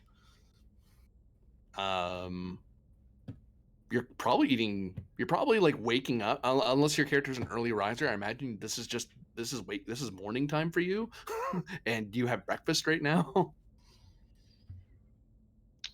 Yeah, that's fine. I want to imagine our security officers are like, "Why is this kid in the brig here? What do you want for breakfast, kid? Yeah. I'll just get you whatever you want." My answer is always freedom. This is gonna be What a do you want fun for assignment. breakfast? Hey Tom, you want to change shifts? Why? No reason. Oh God, what do kids want for breakfast? Skittles and whipped cream. I don't know. Johnson, no. Chocolate chip pancakes.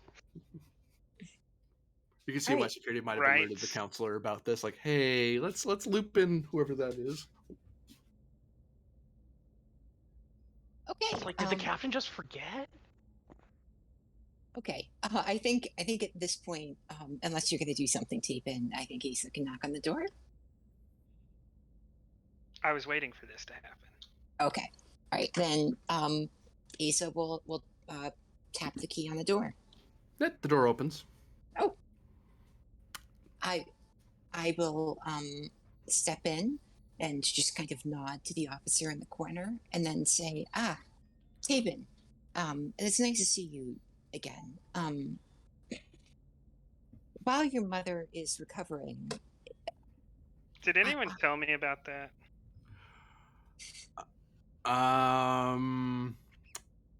No. Okay, then I will approach. If I know that, I will approach this from a Do different. you know that? You would know that. Asa would know that. Okay. This security's like, we're not child services. We're just following captain's orders to isolate a civilian during a red alert situation. Hey, counselors, what do we do now? We're making sure he's fed and everything and using the bathroom, but that's prisoner management or civilian management. So yeah. All right, I would like to go over to the replicator and glance over at Tabin and say, Tabin, what is your favorite tree? Just to be clear, we are retconning that you mentioned the mother thing. Yes. Okay. Yes, because I didn't know that. So ask what you were going to ask again. Tabin, what is your favorite tree?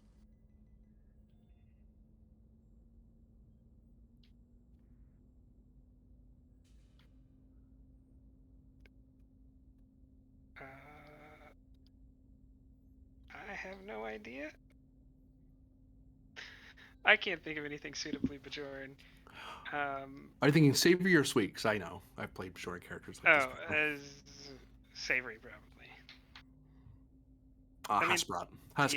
That's the only one I knew off the top of my head. All right, then basically a Bajoran wrap, essentially. I will make. Yeah, a deconstructed Hasperat. She's gonna give him a side eye, but say, all right, she will create a deconstructed, I don't know, basic morning wrap Hasperat. You see a bit of bread rolled out flat and a bunch of ingredients on top of it. It looks very sad, and somewhere in the universe is depressed right now. Yeah, someone in the universe is depressed. The person who's grabbing it off the plate is No, no, depressed. someone in the original universe is depressed.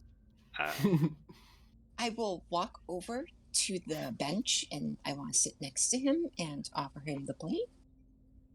It's actually a bomb. Haha. No, sorry, go on. Like without sauce? Oh, you There's actually forgot. there's probably like a little forgot cup that- that's next to it. Yeah, you forgot the yellow sauce. Okay, I'm sorry. She will go back and order a cup of Yola sauce. Come back. I don't know what Back yellow. down. I said yellow as in the color. Oh, yellow. I thought you were making a reference. No. But I'll take whatever YOLO sauce is. YOLO. God. And it's canon. Yeah, I like yellow sauce on my deconstructed house bread. Yeah, she's just gonna. I'm totally picturing this is like some sort of like sweet, sugary thing that she's gonna watch the child like pour all over the meat and vegetables. Just be Oh horrified. no, this is definitely a high spice ingredient. Definitely high spice. It's probably like a Oh. super spicy mustard. Yeah. Oh, okay, then she's in favor of this. Stephen. During the recent engagement, your mother was wounded. She's okay. She's stable. She's recovering in the med bay. But until she's fully recovered, I will be the one taking care of you.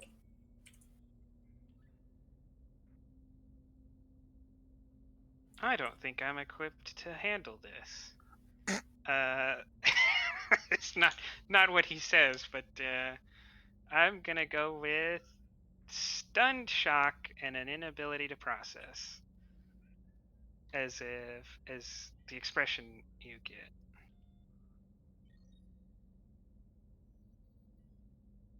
He drops his Hasper on the floor. I'm not that shocked. Later today, perhaps you could see her. She's Jim, is she conscious? She's sedated, but she could be. She can wake up from time to time. I gotta see her now, and I'm gonna jump up and try to go see her. No, Aben, wait.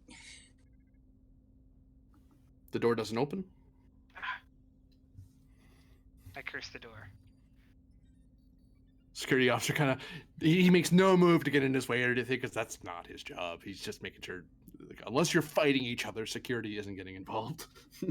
Yeah, she's gonna, give the security officer a half smile. He puts up a hand like, yeah, it's okay. Taven. Oh God. Why don't we work on a grounding exercise for a minute, and then you can see your mother, but she might not be awake. Does that sound good? I don't. So this is the player. I don't know what you mean by grounding exercise. This is a therapeutic technique. Okay. When someone is anxious, to calm them down.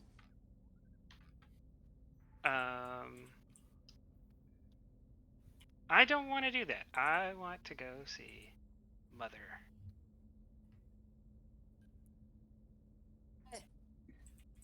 Taven, listen to me. You are having a manic episode over this news, and follow my voice, and I'm going to help you work through this, but you have to work with me. Would you I don't want to do any of that. Would you accept a role to convince you, or? Sure. All right. Presence medicine. I'm gonna invoke Strong Paw though. I love strong paw in this character. I suppose opposed my presence medicine. She's trying to help you. Your character, in his childish state, is resisting the help. I'm not saying it's unreasonable. It's like, no, I buy that. He gets one free hit because he is strong pawed. He's a very strong paw kid. No, all right. Some of us are especially stubborn. A focus in. Go ahead. Oh no, go ahead. I was just say a focus in psychiatry. If I'm using psychiatric techniques to help him. Yeah, I take that. All right. Can I use my trait of a moral guide if I'm trying to like guide him through the proper the proper techniques to cope with this? I take that. I give you a hit for that. Yeah. All right. As a And note, this is player to player. There's no momentum being generated, so keep that in mind. I will spend 1 threat then. I will respond. I'm being coerced. I get 2 threat. I'm not complaining. I can't do anything about that. I'm a kid. I don't have focuses. I mean, I have 2: musical instrument and physiology. I'll play my recorder at you. Leave me alone. Best focus I ever had was the one Thralic gave me for military history. I need that one permanently. Oh, hey, playing an instrument is therapeutic. Maybe we can go do that later. I will listen to you play horribly and see you're doing very well. I don't know. I have a focus in it, so like I don't know what you're talking about. Yeah, but how good is your like presence con? I assume that's what performing is. Maybe Depends. It's control. I mean, presence science. It's a well-established. It would depend on the musical instrument discipline. it would depend on the instrument and the purpose of the music. Like if you're doing a recital, that's one thing. If you're trying to express yourself, it's another thing. But yeah, no. Counselor Asa is able to kind of help David kind of calm down a little bit, and we go from there. All right, David. If it would help, how about we see your mother? Just you have to promise me that you will behave. Just in a sensitive condition. Okay, I will guide him to his mother. And GM, Yeah. do I know if by doing this, am I like cutting it too close to the meeting time? Because I will call the captain and say I'm going to be late if that's what it takes. You can either arrive at the meeting late, or you can spend 2 momentum, and your character was that ahead of schedule that they were able to get this done and get to the meeting. I will tap my communicator and just I'll just tap my communicator and make a note with the first officer that I will be late to the meeting because I am working with a patient. Okay. Understood, counselor. And the security officer, when you leave, just nods, and they press some contacts so the room isn't secured anymore because they don't need it to be. Mm-hmm. And you would know that the security officer would log that you've taken custody of the child for the time being. So he's not, which means you don't need, unless you wanted the security guard to be with you, but somehow I don't think your character needs a security guard. He assumes you don't need a security officer around. You know, 8-year-olds, they can be pretty pernicious, maybe. I mean, some 8-year-olds can. 8-year-olds Klingon? You isn't Jacob 10? I am 10. I don't know what you're talking about, but I am this many years old. I can hold up both hands and count my age. Look. An 8-year-old can also do? If you can measure your age on fingers, then I don't know. Your opinion doesn't count. You're counting thumbs That's too, though. That's very speciesist, because it's actually kind of ageist too. I mean, yeah. Captain Penn. I know this one guy who works in like engineering who has like 30 fingers. So. Captain Penn. He exists. Yes, he's in the ready room. So you are, you're aware of the same things that Rylith is when it comes to the Klingons, because they probably would have talked to you and said, hey, here's what we're doing, here's where we're at.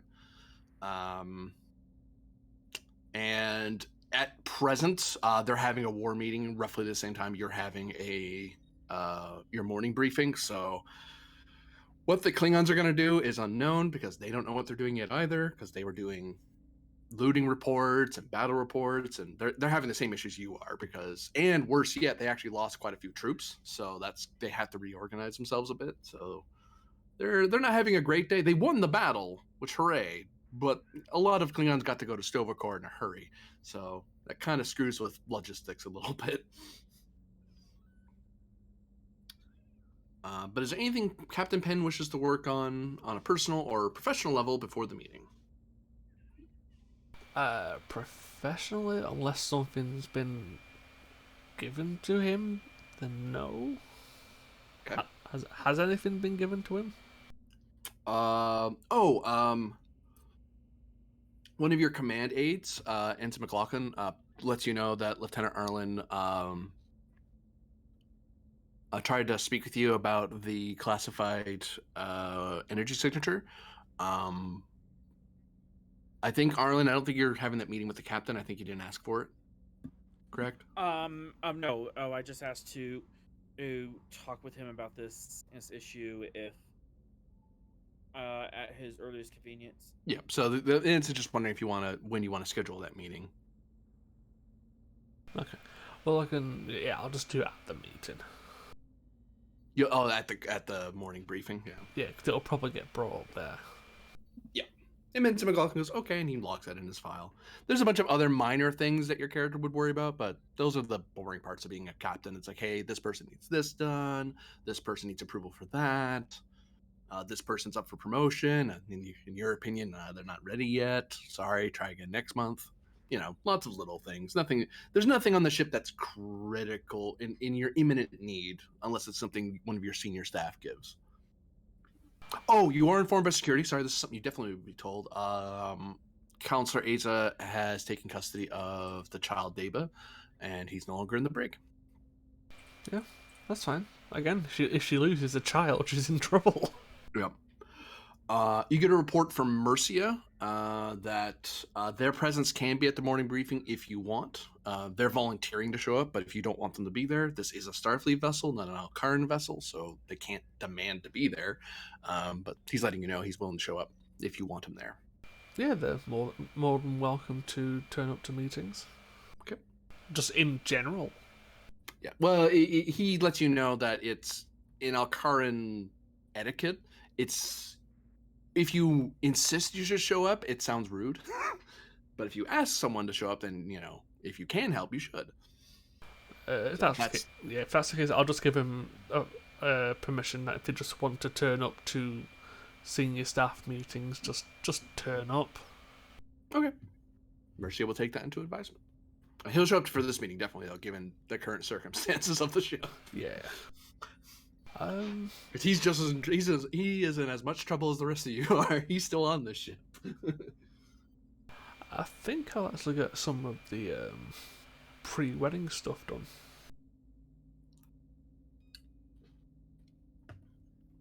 So I know there was the working out stuff between like Andorian stuff and Orion stuff. There was like making lists of assets and equivalents. There was trying to make a music thing for her family.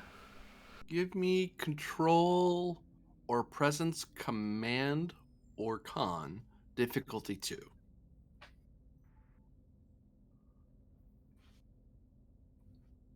To kind of get some progress done on that. Time to go through the traits and see what jokingly hits. All of it increases your difficulty. Which one you call out? Fair enough. Tellarite +1. Left leg cybernetic +2. Oh, 100%. Tried and tested will bring it down. Head of Clanshire. Head of Clanshire brings it down to 0, essentially. Yeah, you're actually at div 0 between 2 of your traits. Because you have things, you're basically trying to let that family, because I remember now, it's proving to that family you're a worthy match. And your addition to their clan improves the clan, which you have 2 very good reasons to tell them why you improve the clan. I mean, you can't talk to them right now, but you can at least write the letter that tells them about who you are and what you've done. Focus in either composure or diplomacy? I would think diplomacy. I don't think this is breaking Penn's composure too much yet. I'll just roll the 2, considering it's a diff 0. Hey, 2 momentum. So it kind of helps you kind of write like a so many word essay on why you are awesome and essay. Here's why I'm awesome. Why you should let me marry your daughter. Such a fucking stupid way to put it. In essence, that's what This you're is doing. fantastic, though. I mean, I'm not complaining, but it's such a stupid thing to say out loud. This is why I'm awesome, and I'm gonna marry your daughter. With citations and appropriate formatting, because Make sure it's all double And spaced. references. make sure it's Double spaced MLA formatting. Who is he citing as sources? Like, Oh, can so you his find Starfleet it? record, Oh, I was thinking Andorian like, battle. Yeah. I was thinking he did like a scientific paper that studied how cool Pent was. I mean, if he can find one, that would really help. Okay. Can I spend 2 more minutes? Are a couple I guess like, we know efforts wrote? Yeah, I guess we know Then what your Vin next is doing. project is to scientifically prove how awesome the captain is. Can I spend 2 That's in order. momentum to create that advantage? You could. There could be some Vulcan study on why particular Tellarites are considered awesome as a function of social approval ratings based on certain socioeconomic. I could keep going. I'm gonna stop. I'm gonna spend for that because it's so fucking stupid. It's like, wait, it's like, I wonder if there's any citations. And just on a lark, you're like, computer, are there anything that could help prove my awesomeness? By what parameters? Mine. There's this study regarding Tellarites of your socioeconomic. It's like, I can't believe that worked. That there's a study about how I'm awesome. Well, not me, not Penned in particular, but in general, I'm more awesome. Tellarites raised in foreign cultures are more likely to. Just walking a little bit taller. I'm scientifically awesome. Right, because Penn's ego needed a boost. Oh yeah, 100%. Well, it's like those boosties you give toddlers so they can see. So Pend is standing at 4'7" now. Nah. Pend is something like mid-5s. Yeah. Tellarites are only a bit shorter. Yeah, they're not like hobbits. They're actually reasonably sized people. They're space dwarves, not space hobbits. Yeah. But yeah, it's more just this would be more like a focusing exercise for him in reality. Yeah. Before, oh wait, I have to have a meeting to figure out how to travel in time, dimension, and whatever the fuck else I need to do.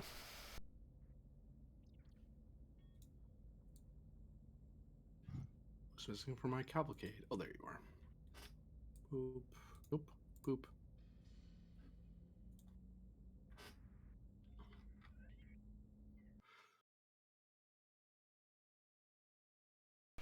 But yeah, I'll start heading up to my booster seat in the conference room.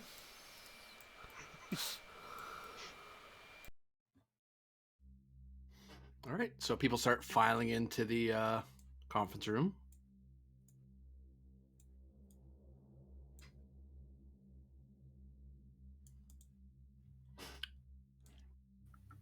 Hayes is currently elsewhere for the time being.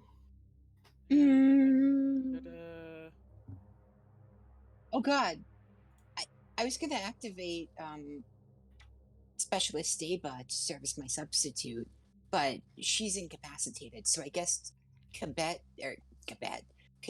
Holbrook is representing the medical team at this meeting. Hey, it worked for Ven. Hey, he probably feels great about that. Oh no! Can I give him?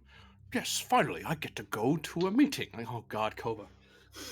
See, you talk about my ego stroking. Now he literally goes by the single name of Quebec. It's like, shit, Yes, there's a whole province of the North American continent on Earth that's named after me. No, that's Quebec, not Quebec. Oh, you know, It's a dialectical Kobik- difference. Kobik is going to like step out like I'm picturing he's just like standing very regally, like holding on to like with his hands the jacket, and he's just gonna march over and just sit straight backed right next to Ven.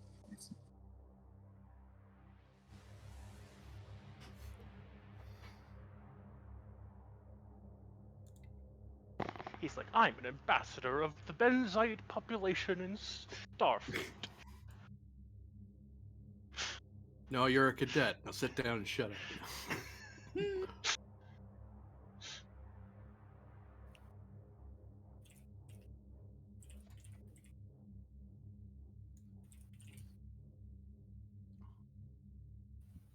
You've all gathered. Well, I call this meeting of the Knights who go, me! I'm sorry? That's a knighthood of the Iconians. Kill him. No, How much threat to make it a night? Wait, so Monty Python knew about the Iconians? Yeah.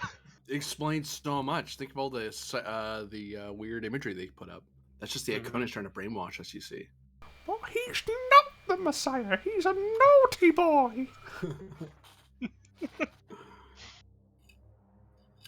Actually, a Monty Python being Iconium and would be the least crazy theory.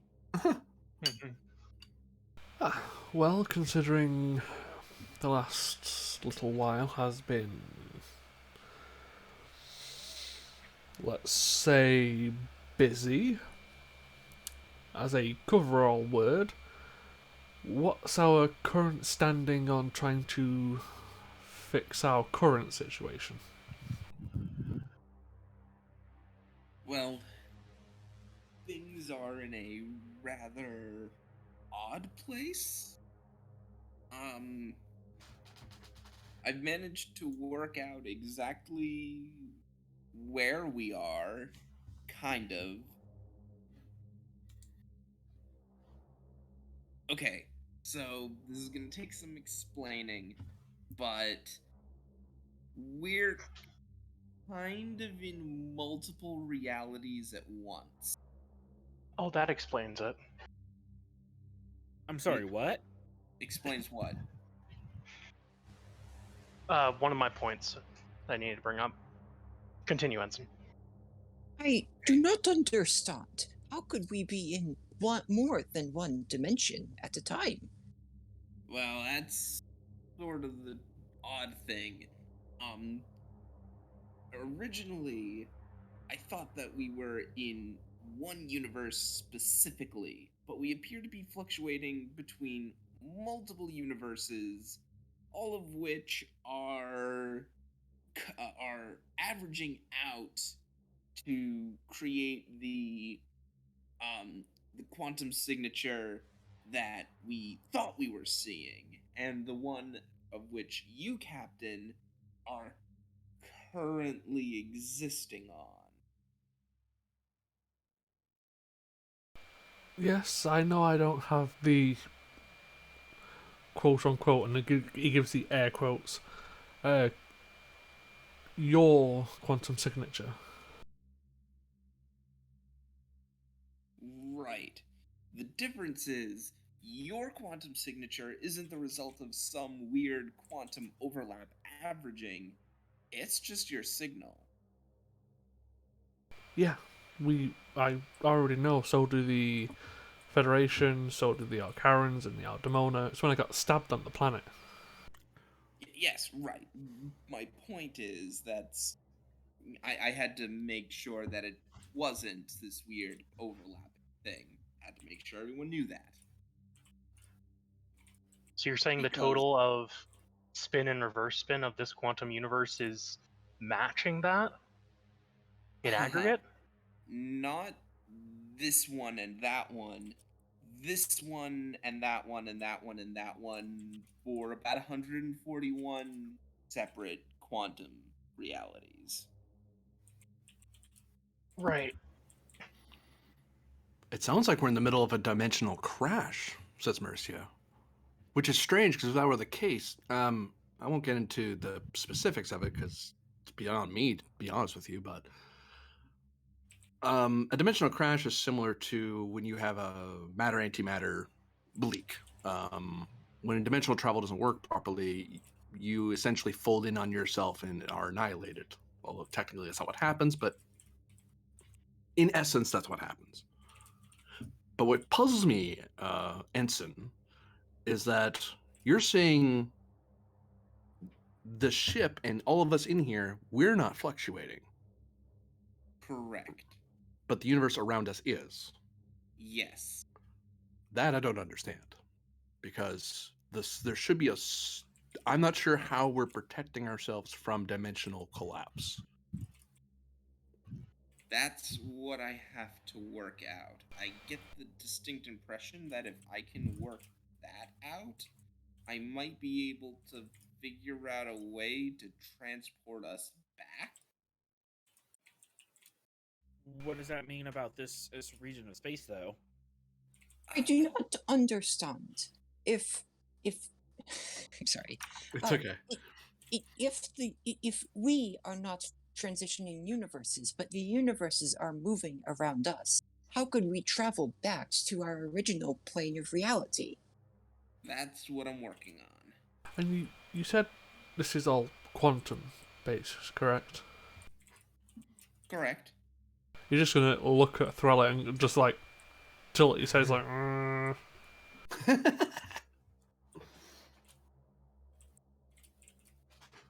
Well, if it's any consolation, the tachyonic collider wouldn't interact with our quantum signature.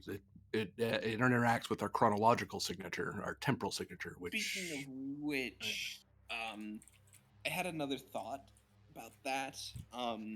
Currently, we have two problems. One that we are, one that we're not in our proper reality, and one that we're not in our proper time. There's also this third problem about the fact that we can't go to warp because of subspace, and we can't get a signal out to Starfleet because, well, frankly, Starfleet hasn't made it out this far yet.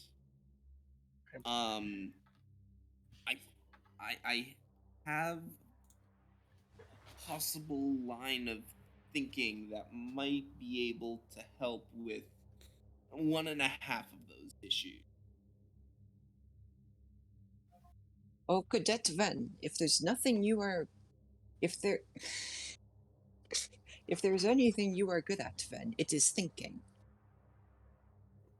Thanks.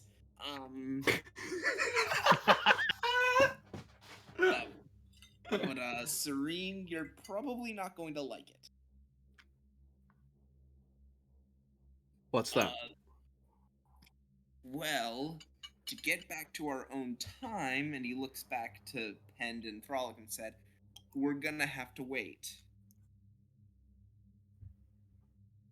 That's not a solution that works for the Klingons, though.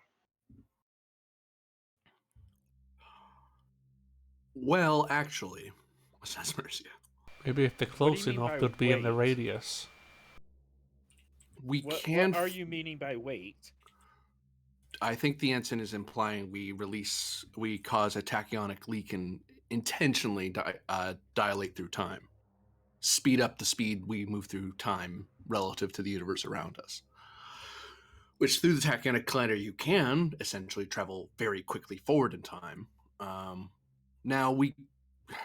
And eventually we'll catch up to a point in time at which the Federation has expanded out this far. Then we might be able to link back up with them and come up with some solution that we can't come up with on our own. Now, in theory, we could cause a larger spill away from the ship, intentionally pollute the chronostream around us, and a ship could be one or two ships perhaps could be within contact range or docking range of this vessel, and they would dilate with us. The only problem with that, or even a intentional tachyonic leak, is doing it for one ship is relatively simple. Doing it for more than one vessel is difficult, because if the leak goes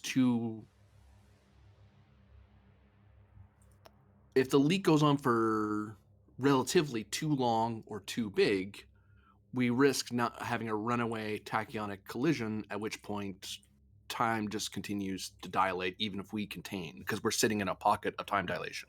So we'd have to move out of it, which I would suggest moving at warp speed out of the time dilation well we created, which we can't do right now. Right. There's also Can the we- issue of we're in a different dimension, of where if we Right. do that, then the Alcarans and the Aldemona are on exterminus orders. At some point in the future, yes. It leaves us very vulnerable, I think, no? This Right. seems like a rather last-ditch effort for one day's work. Right. I'm working on the dimensional problem as we speak. But I thought I'd put that out there as a possible solution to the time problem, and also, well, a way to maybe break the stalemate of the subspace travel. I can't guarantee that we'd easily be able to get out of it once we get back to our own time, but we might be able to work something out with Starfleet.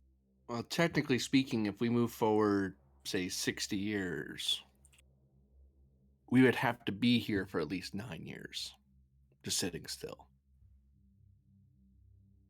Because our time dilation it's a constant if we want to maintain control. Right. Oh, so If you it mean comes to that, Oh, We so could- you mean the time dilation that we'd experience we'd experience 9 years? We experienced 60 point. The GM forgot his own number. 2. 60.4? 60.2.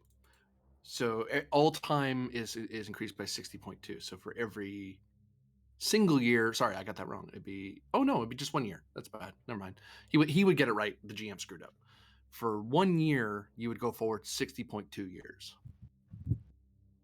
Okay. Well, that does not mean Ven's solution, as absurd as it might seem, is impossible. We could also always cryogenically freeze much of the crew, put them in a state to which the time would pass by quickly, using a rotational skeleton crew to man the ship until we are ready to hatch, as it were. It's possible. It's just one idea. Well, we can keep it on the table, but we should explore other options first. if we can navigate around this subspace issue and achieve some measure of speed, our time problem goes away. Right. All we need to do is then get to a star. Correct. Yeah, can Although we- we want to secure dimensional travel first, Right. which we have a number of leads on. Out of character, Ven, we have some leads from Saturday for that. I was going to say, yeah, but I could really, to prompt you, I could really use some more information about our current dimensional state. Fucked.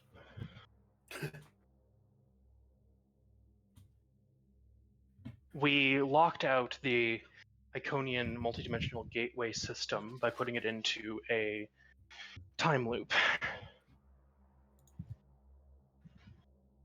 That negates this gateway and any ones like it in other universes, other dimensions, from allowing us transit home. However, there are other City Serene, what was the term for them? Vaults? Other Iconian vaults, yes. Yes. Other Iconian vaults which house dimensional transit methods, which we could use to return to our own dimension. After that, returning to our own time is more simple. Right. But that also precludes us getting FTL capabilities. Which I Exactly. have a possible solution to. Though, to steal from your Ensign Ven, you're not going to like it. He looks at Captain Vent. There's a lot of things I don't like, just add it to the list. There is a mechanical method to use a binary star system to slingshot your vessel into faster than light travel.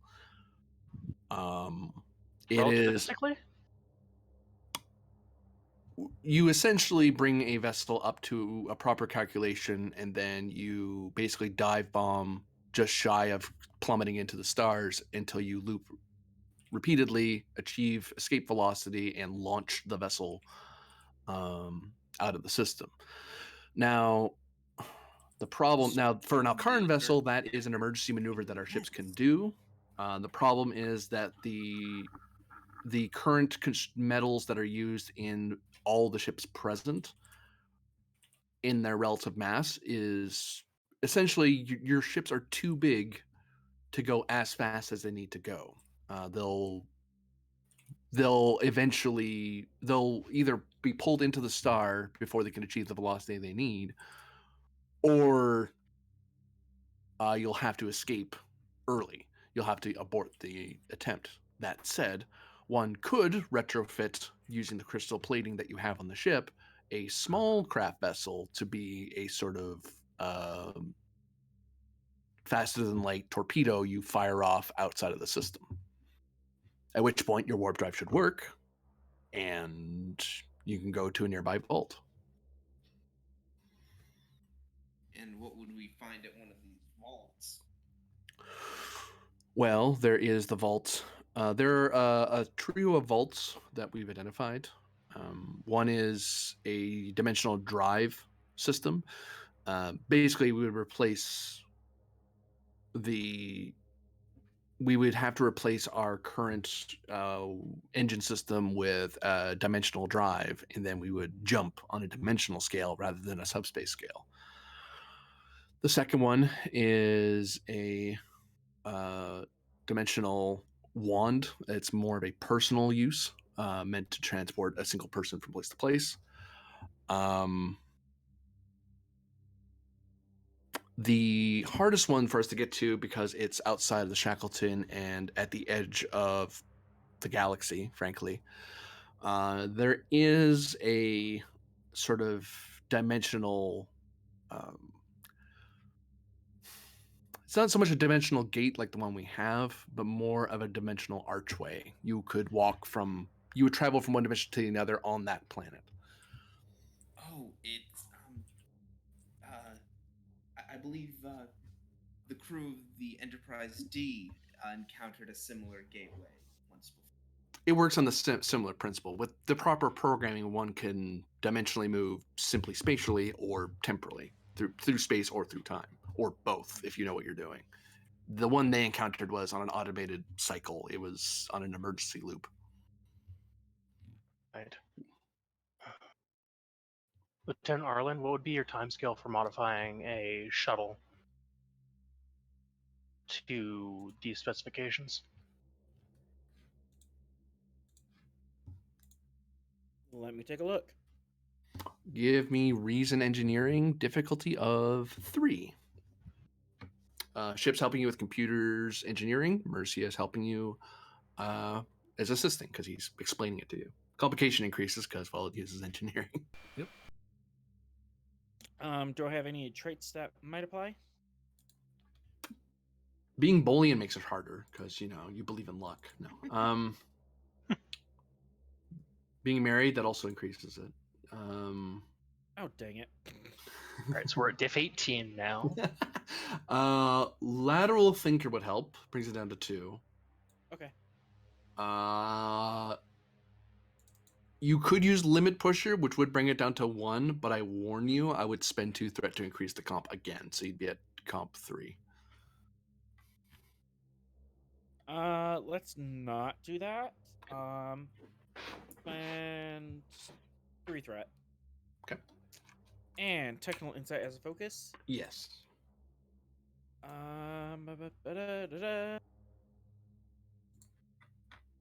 Only talent I think would work is jury rig, but that would work like in the situation. Yeah. You probably want something that lasts a little longer than a jury rig. Hey, he helped. Plus the ship. It's Which I already think you already rolled. rolled, sorry. So was that div 2? Div 2, it was 3 down to 2, yep. I do have a question. Just I might be confused from earlier. Sure. So it's this star system which is got the preventative effects of the weapons in place that doesn't allow warp travel. Right. Why don't you just take the few months it'll take to go at impulse speed? Slow boat our way out. The amount of time it would take you to slow boat out would be about. So we move at 1/4 light speed at max impulse. It would take you about. Well, actually, you can roll. I don't know why I'm giving free information. You can roll for Satrira because your child character isn't present.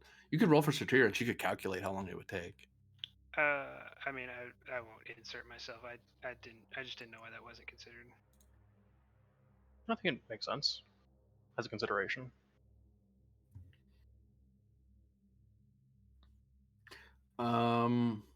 So Arlen, you got the roll.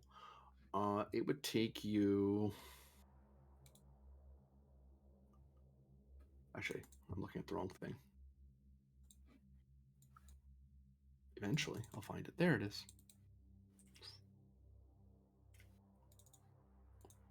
About 3 days. Okay. And you can, and I will extend that you could do that for up to your crew support in ship.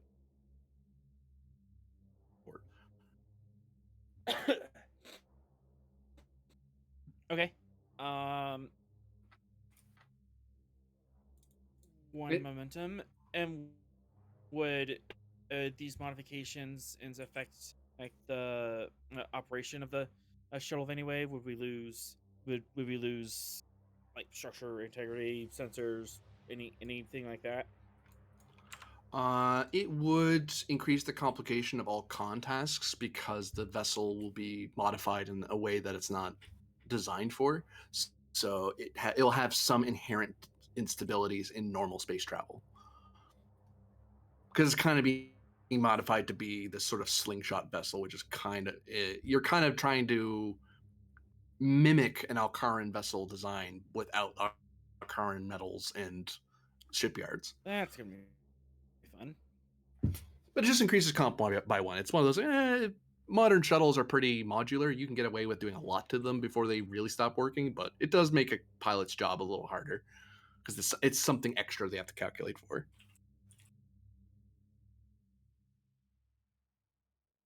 That's workable.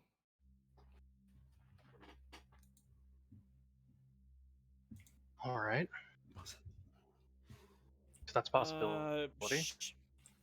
Should take about 4 days. Good, and that's a viable potential to work on. And since sure, what would be our speed at maximum impulse to escape the zone of the Nova Burst effect? Reason plus con, difficulty of 3, assisted by computers plus con. Is someone playing Satrira? Not at the moment. All right, Okay. then could I take her? Sure, if you want. Yeah.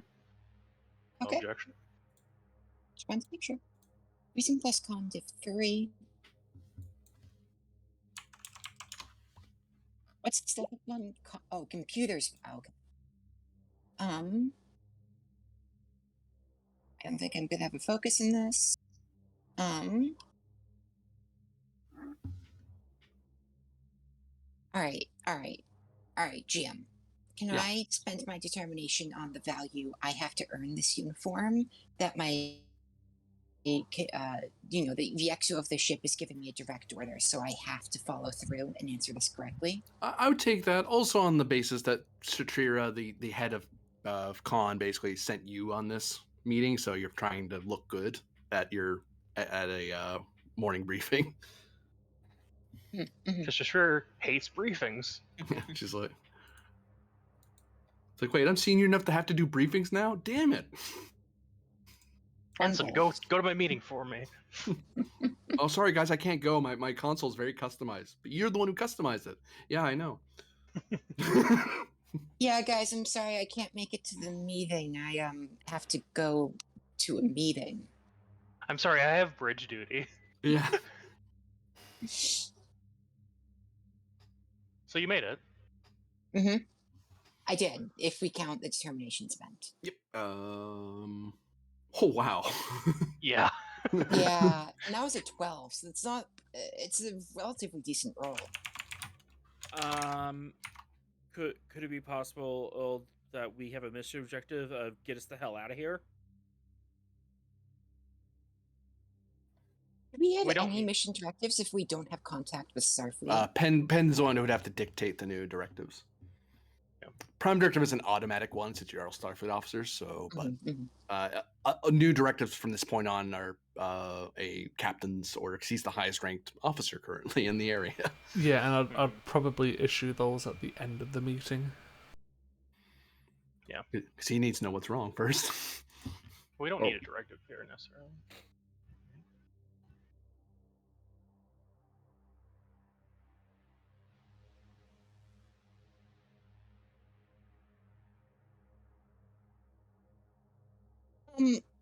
So Trira pulls out the calculator, a pad, and does some quick math and says, I would approximate 10 years, Commander. All right, so that's not going to be viable. Well, cool thing about time dilation is that Einstein still applies. I We will. can't generate a Hold on. subspace model. If we push the engines to the limit, we could maybe shave it down to 5. If that changes the calculation.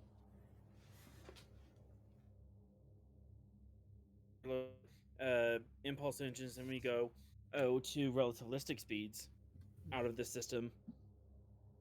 We have If also... we're not concerned about what's going on in the external universe, then relativity is less of an issue and more of a tool.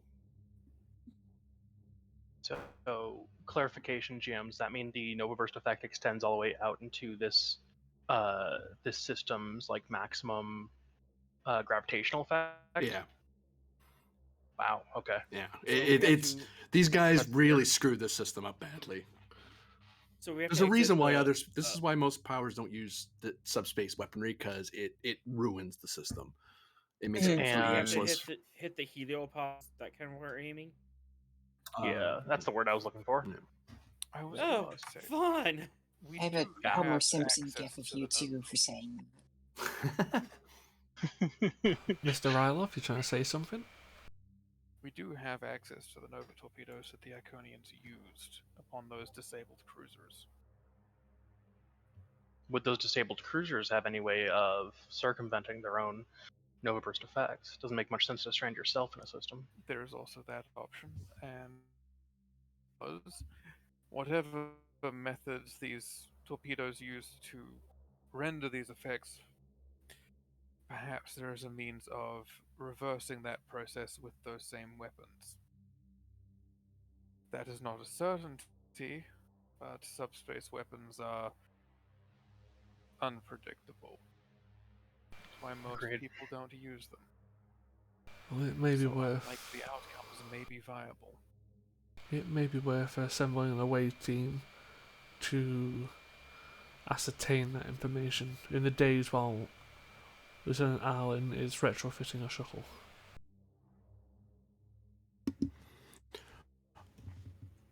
I would assume Iconian military tech would want a way to move forward, but my thinking is that they would simply just use the gate to continue moving. They would use it as the way to get in and out of the system once they Nova bursted this area. That said, Lieutenant Roth does have a point. It is entirely possible that the Iconians would still have Karens and Demona aboard who would be able to advise them on. If there's anything our people are good at, it's at contingency planning, and we would want to have more than one way out of a problem. So there must be, even if it's an auxiliary system, there's a high likelihood that there is a contingency drive system of some variety, whether a dimensional drive, temporal drive, what have you. Right.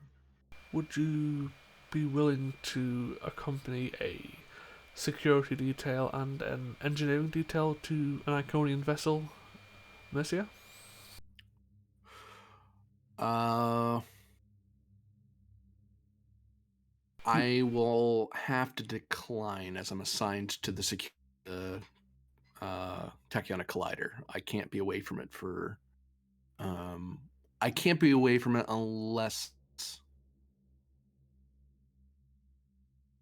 I have intentions to, or have knowledge that the system's going to be destroyed. Like it's not going to be here anymore. Normally, in this sort of situation, I would simply request a ship to come here and send an additional help, but that is, given what Ensign Venice pointed out, that's probably why my communications aren't working.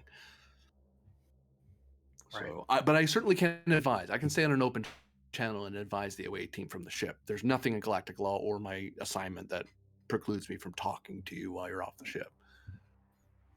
Oh, that'd Do you be think it would more be- than enough. Do you think it'd be Good. useful to have gone through and analyzed the equipment we already have before attempting to board their vessel? Agreed. It could prove useful. If nothing else, to know how their plasma weaponry works.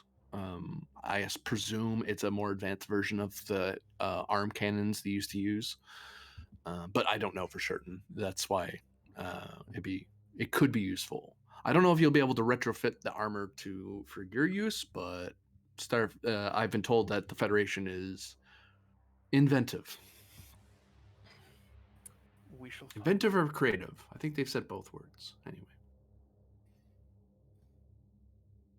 Well, with that being the case, we can, over the days while the shuttle is being retrofitted, we can go over the items retrieved from the Iconians to gain any information from them, and we can go over the disabled cruisers and hopefully try and gain some more information there. At least, if we gain more information, we can then create a better placed plan to move forward.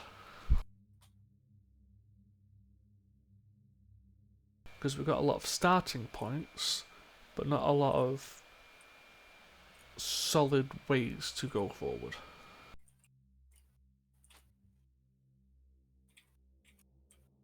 Right. Is there anything else anyone else like to bring up?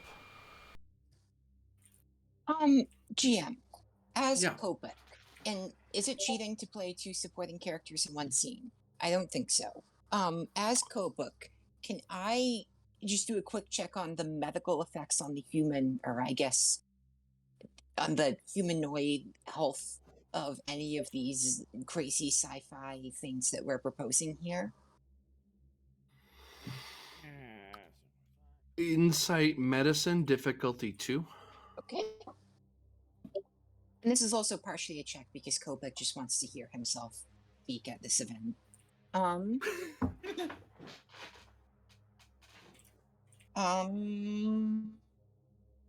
have cautious medicine, so I will spend 3 momentum and roll 4 dice. You said insight medicine, no focus. You said diff 2. We may have lost the. There we go. I'm back. The GM's back. I'm keeping that complication because I think it fits. Okay. All right. 1 second. I was trying to message you what you were going to find. I ended up calling you by accident. So, 1 moment.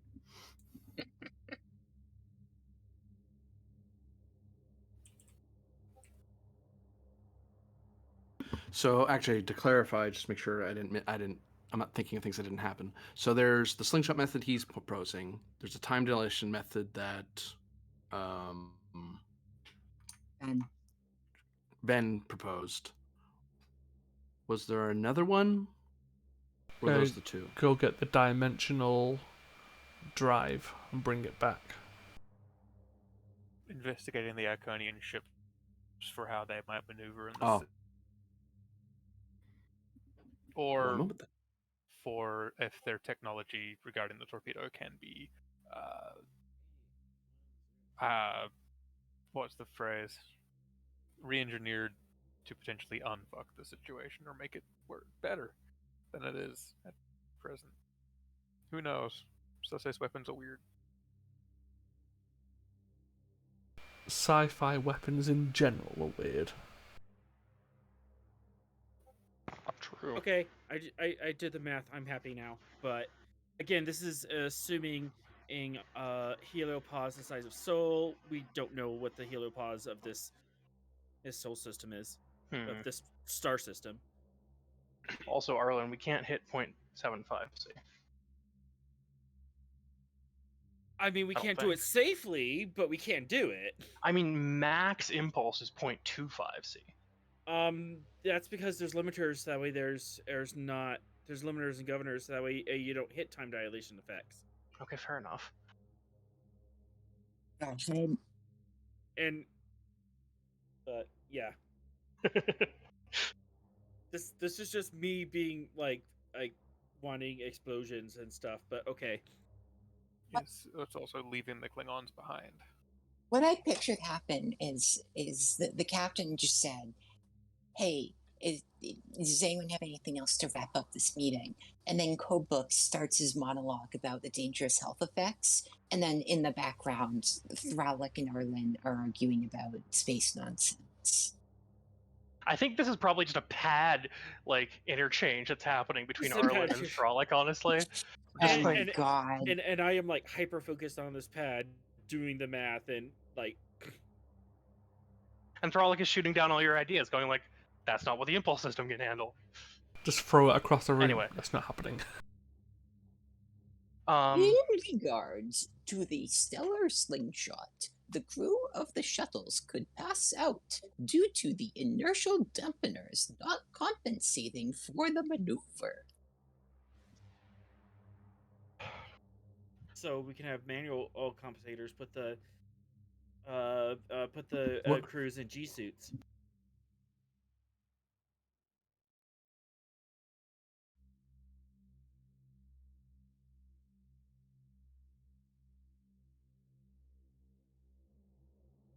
That is one solution.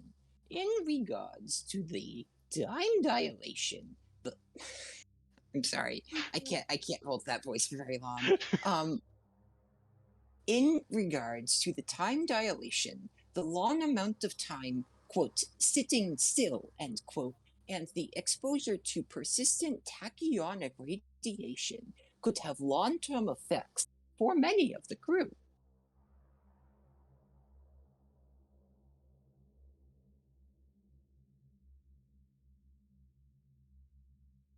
Alright.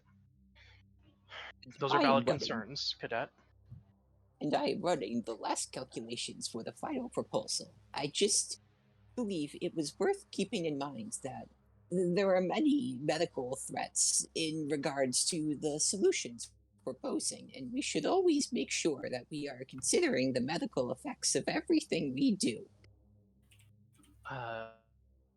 On that note, it's worth bringing up that the rapid dimensional shifts we are experiencing are having a negative effect on the individuals of the crew who have a higher Esper rating, Captain. Or rather, most of them. Fair enough. So far, medical's been able to patch a solution, so to speak, simply dampening psilocybin levels. Most of them, yes. What about the ones who aren't being affected? Well, then, maybe your ESP levels just are not good enough. No, that's not what I mean. If this is something that seems to be tied to the psionic abilities of the crew, then what is it about the people that aren't being affected that's keeping them from being affected? Well, I'm afraid that element of psychology is not one of my expertise, Ensign. Perhaps it's something you can look into if we have the time. Okay. That's Just could could be. be an interesting variable. That And speaking of that, Ensign, if you're experiencing any headaches, please report to medical. They aren't just stress related. of course. On a final note, if we investigate the Iconian ships, there are many unknown health risks due to the lack of knowledge of Iconian environmental systems. Cadet, Plus, there could be an Archon virus exposure risk. Cadet,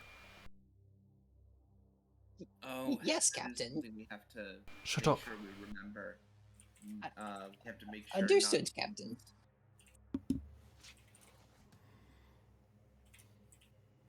Again, that was just me telling the cadet to shut up. Well, we do have to Wesley, remember what? not to Shut use up. cell Oh. space. That's Bobek doesn't understand what he did wrong, but he will follow the order. Hey, Corbidian, No. I have a really stupid question. No. Mm-hmm. oh no. If we overload the tachyon collider so we get the time dilation effects, and we hit relativistic velocity, dilation effects additive or multiplicative? You don't know.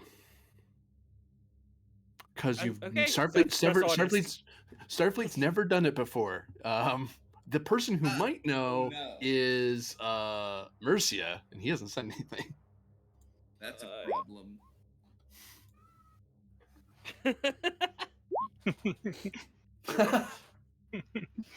Seem to have an obscure fascination with potentially launching us far further than we want to go. Let's Also keep. ignoring entirely the fact that while time dilation, the ship is still present and here, and anyone can come across it. Yeah. Yeah, and there's also the issue of blue shifting in all the radiation we come across. True. Well, as it stands, we have a couple of things that can be worked on, which would be medical staff looking into the reasons why certain psionics are suffering more than others. Maybe that could provide an insight to use later down the line. We have the engineering department working on the shuttle and possibly assisting with investigating the Iconian vessels, security with the equipment and Iconian vessels, Con working on a flight path for the maneuver required. We have science working on different ways to deal with the dimensional and quantum issues. Have I missed any? Sounds about right, Captain. I believe so. Although I do think Of course, this the dimensional broad shifting strokes. is worth investigating, as I'm not sure if the situation will continue to deteriorate. My insight suggests that it might. If the situation deteriorates, it may grow out of hand of what the medical department could reasonably handle. Cadet, we're aware. Oh, That was basically shut up, cadet. Go back to trying to do his job. Well, he's doing his job. He's doing his job well, ish. he was told. Kobuk was told to report to the staff what was going on in the medical department, and God damn it, that's what he's going to do. He's gonna get his extra credits. Damn it. Yeah. Well, considering we all have tasks set before us to take back to our departments, and considering we don't have contact with our Federation, the objectives I'm going to be giving the crew going forward are to discover what's happening with the quantum fluctuations, to discover a way to get back to our time and our dimension, and to make sure we do not contaminate where we are and when we are. Is that understood? Yes, sir. Yes, sir. Yes, sir. Yes. Captain, I will have to bring up that although none of our currently damage, the structure of the ship is right on the edge. So something to consider if we want to attempt a slingshot maneuver with the Achilles herself. Con can work up that maneuver if, as well as for the shuttle, but I do not believe that would be a viable solution. Also, in consideration of any combat situations we might get into. All other systems IMS report good, but there's some struts that are straining. Well, for now, we're going to be remaining where we are, and as far as common sense would say, no one should be coming here for quite some time. If we are attacked, we will have to deal with that when we come to it. But until then, combat situations are the lowest priority.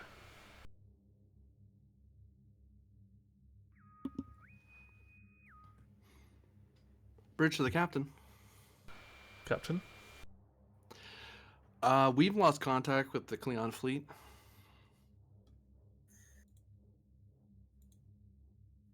As in sensor contact, sir. We can't see them anymore, and they did not go into cloak as far as we can tell. Can we look out of a window and still see them? Actually, one of us did suggest doing a visual scan. We don't see them on visual magnification. Also, a bulk of their fleet does not have cloaking capacity, like their Ferengi Marauder or their troop carriers.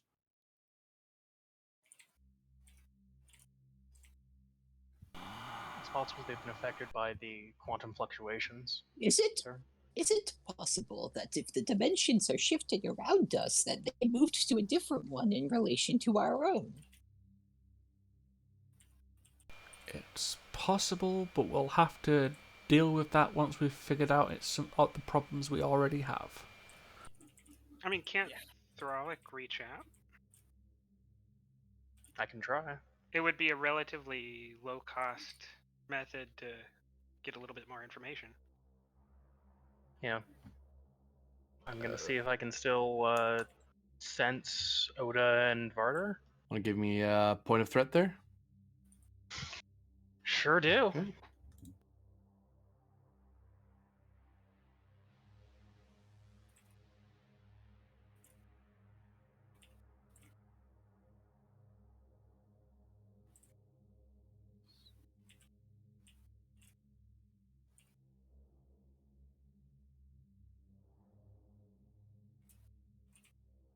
Well, I can confirm they haven't left. Mercia looks at you.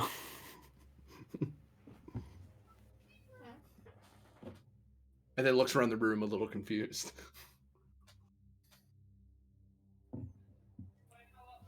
I can still sense Jo Oda and Commander Varder. Sorry, I couldn't remember the rank there. You're presently equivalent functional scenery to you. It keeps changing. True. You could have gotten demoted. You don't know. In the last 12 hours. Pretty sure I know. There's literally no one in this universe with the authority to demote him. I don't know. Odo could demote him by a few inches. Chop off his feet. So, A Klingon on demotion uses a batleth? Sometimes more than Yeah. one. usually it involves two, actually, I think. Anyway. I can work on trying to establish a more direct contact. In the meantime, I'm assuming that, due to the similarities, that this disruption has to phasing technology, we may not be able to sense them for that reason. Sense them. We may not be able to detect them for that reason. Yeah, but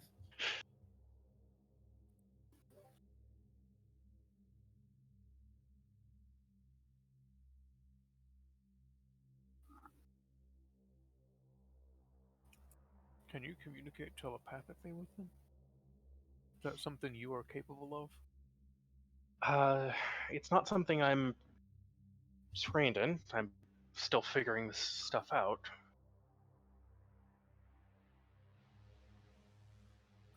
During the battle, the Zhou was able to establish such a contact with me. Hmm. A Klingon that's telepathic.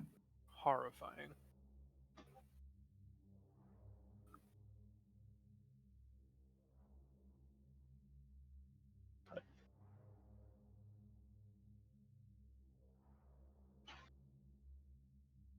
I'll just look over at Penn, though.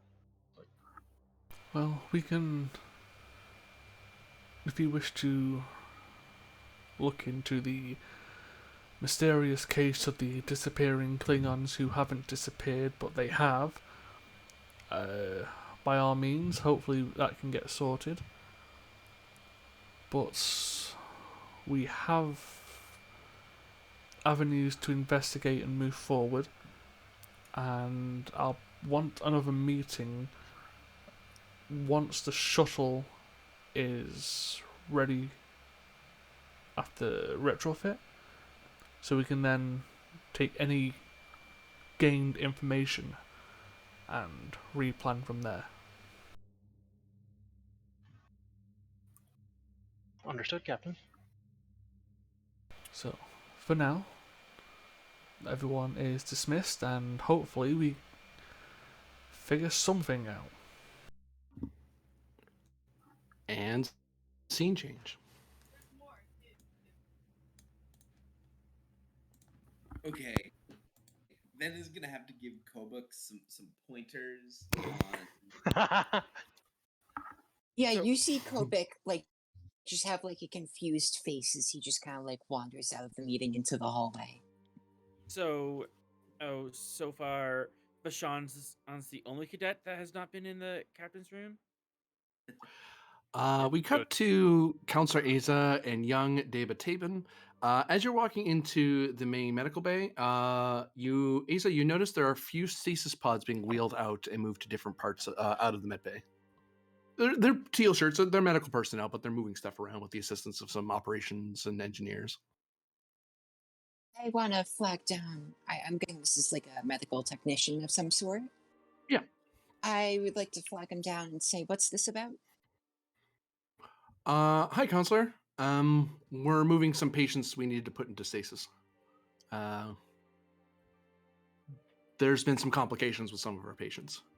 So the doctors ordered us to make more room in the stasis room for more patients if the need arises. I understand. I'm still standing. Can hear this conversation. Yeah. I am incredibly terrified. I'm gonna go running away, trying to search the med bay, hoping that they're not putting my mom in one of those contraptions. Away Taba goes, and the technician kind of watches him run and kind of looks at you, and then he's like, "Oops," sort of look like maybe I should have said that out loud. She sort of shrugs at him and just like, how could you have known? And then she will follow after Tabin. And there's no running in the med bay. She's not going to stop. Tabin, give me.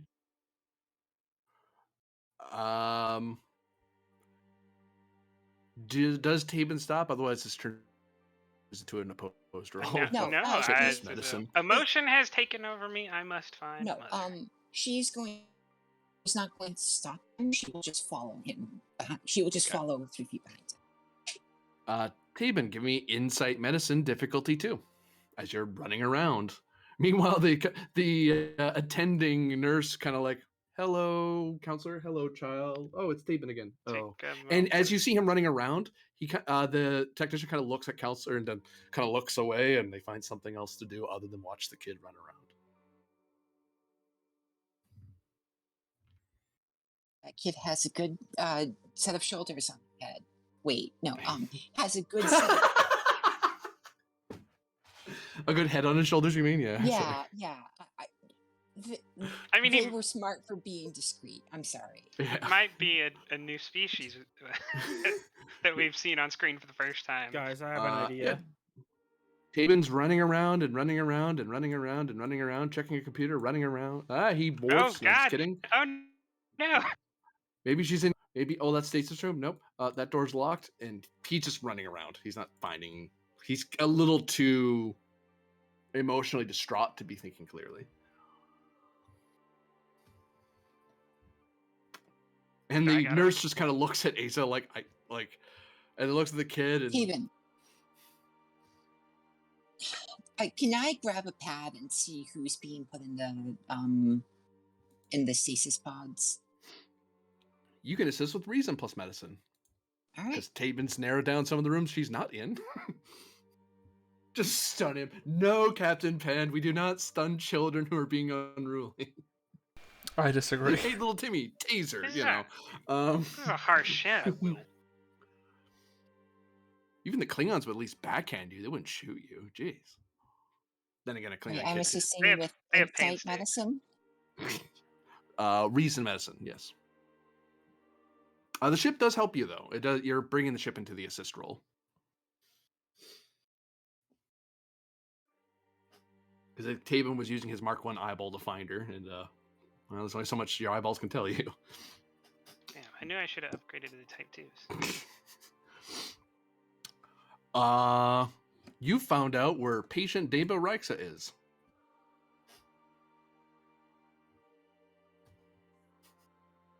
Do you want to roll an extra dice? No, they got 2. They got enough. No, they only rolled a single dice. Yeah, they're assisting. They're assisting Taben's role. Oh, no, I thought it was them rolling. Yeah.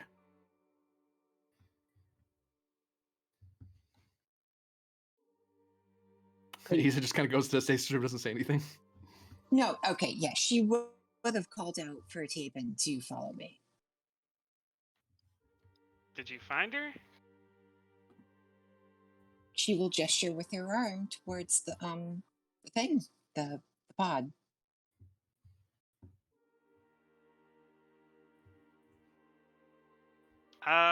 With shocked and stunned horror, Taban will grasp the stasis pod and fall down crying.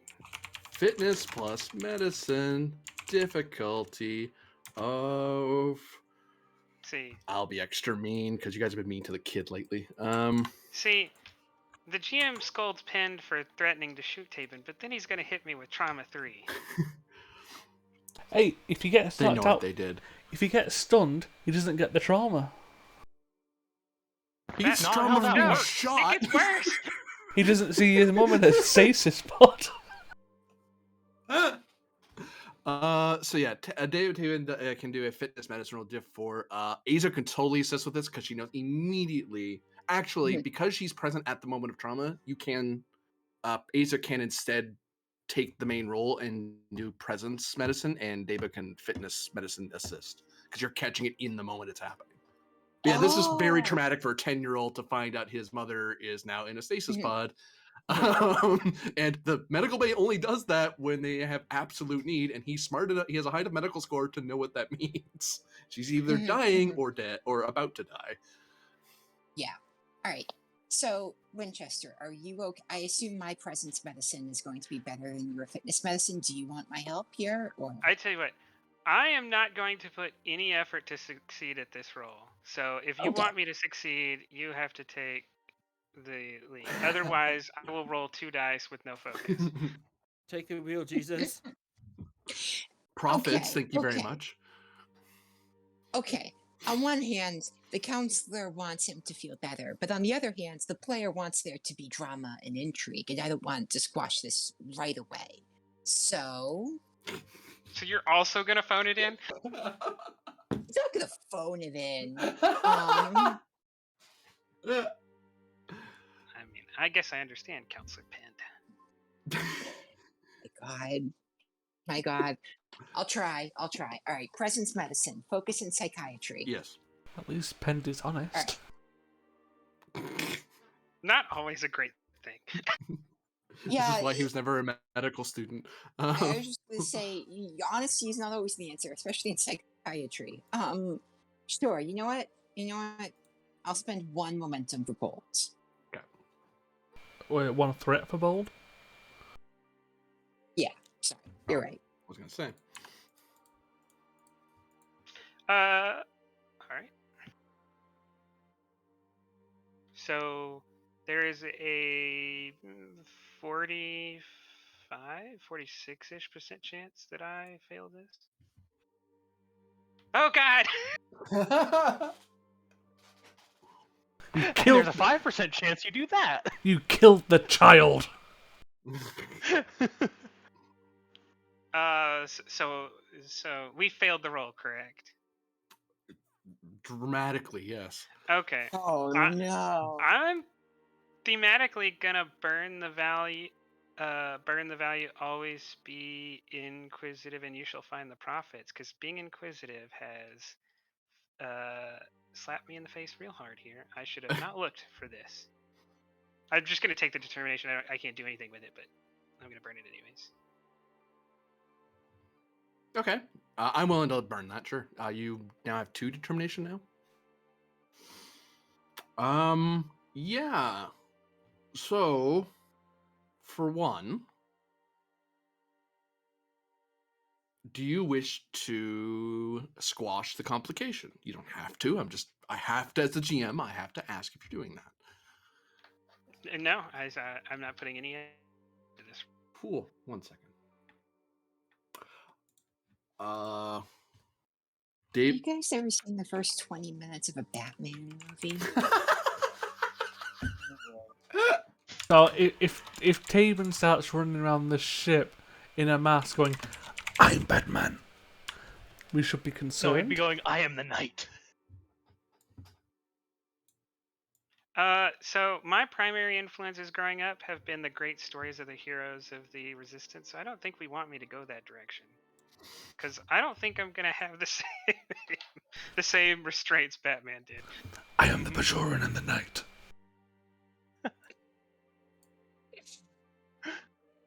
More of a Punisher vibe there, David? Yeah. And because of the complication.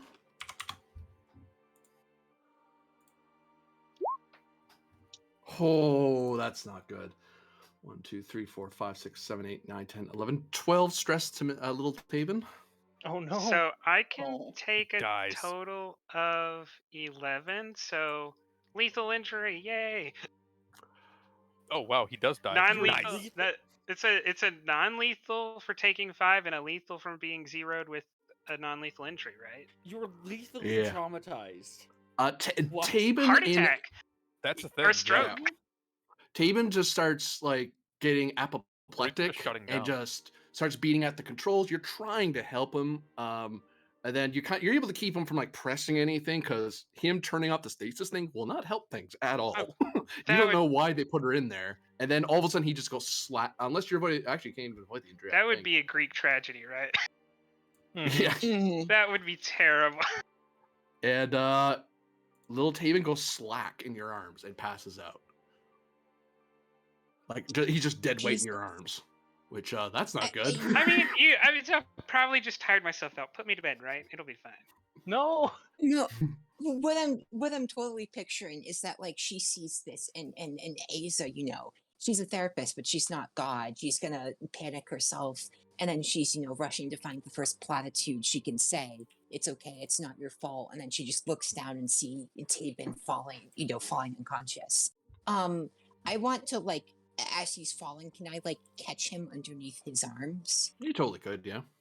All right, and then I want to slide him out and Oh, you know what? toward. I'm gonna be Yeah? extra mean. Go ahead. Use all the threat right here. Why All are of we it. traumatizing No, children? oh no! You know what you GM, should do, stop it. GM, to traumatize Aza? You should spend all the threat to just end the scene and kill me. No. Oh my god. I don't think the GM Wow. wants to kill a child, so I don't think that's gonna happen. Asa, you have a fitness medicine difficulty 4 because you have a sudden flashback of seeing an exact scene like this with way less tech during the occupation. If you go unconscious and die too. All right. Press medicine diff 4. Okay. This- Okay. This is like something out of like some medieval story where everybody starts feigning. We need the fainting No wonder couch. Asa didn't show up to the meeting. She was kind of busy. We need like in old Southern house. We need the fainting couch for when things get too overwhelming. You have one. It's in there. Okay. Does strong paw?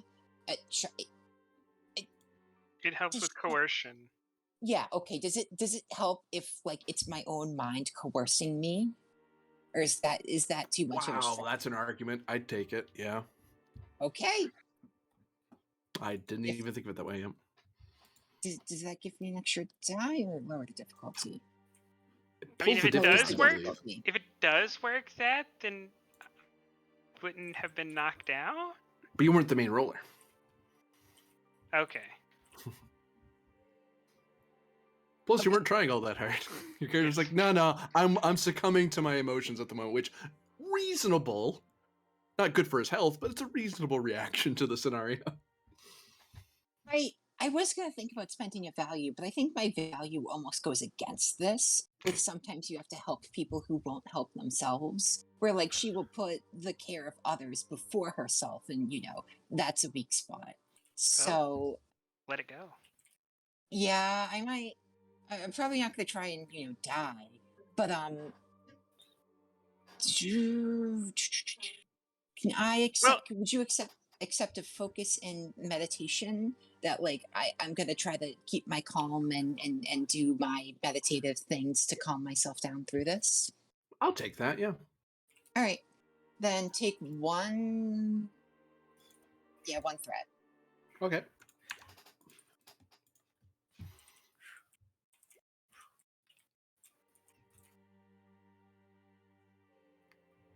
That is enough because of strong paw.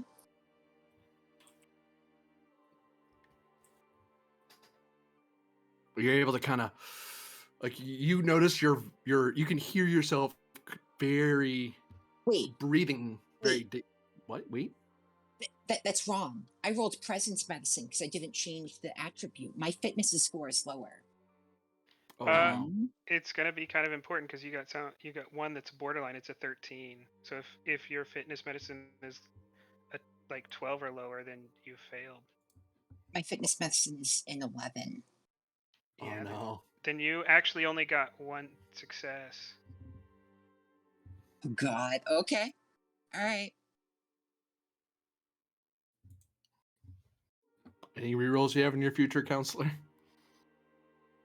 Rerolling in your Have you character. spent your determination? I Oh, have but not you spent said my you determination. said you had but a I don't- value going against this. I feel like my values go against this than for this. You may have to tank it. I'll roll with the punches. So how did your session go? I got really fucking angry and died.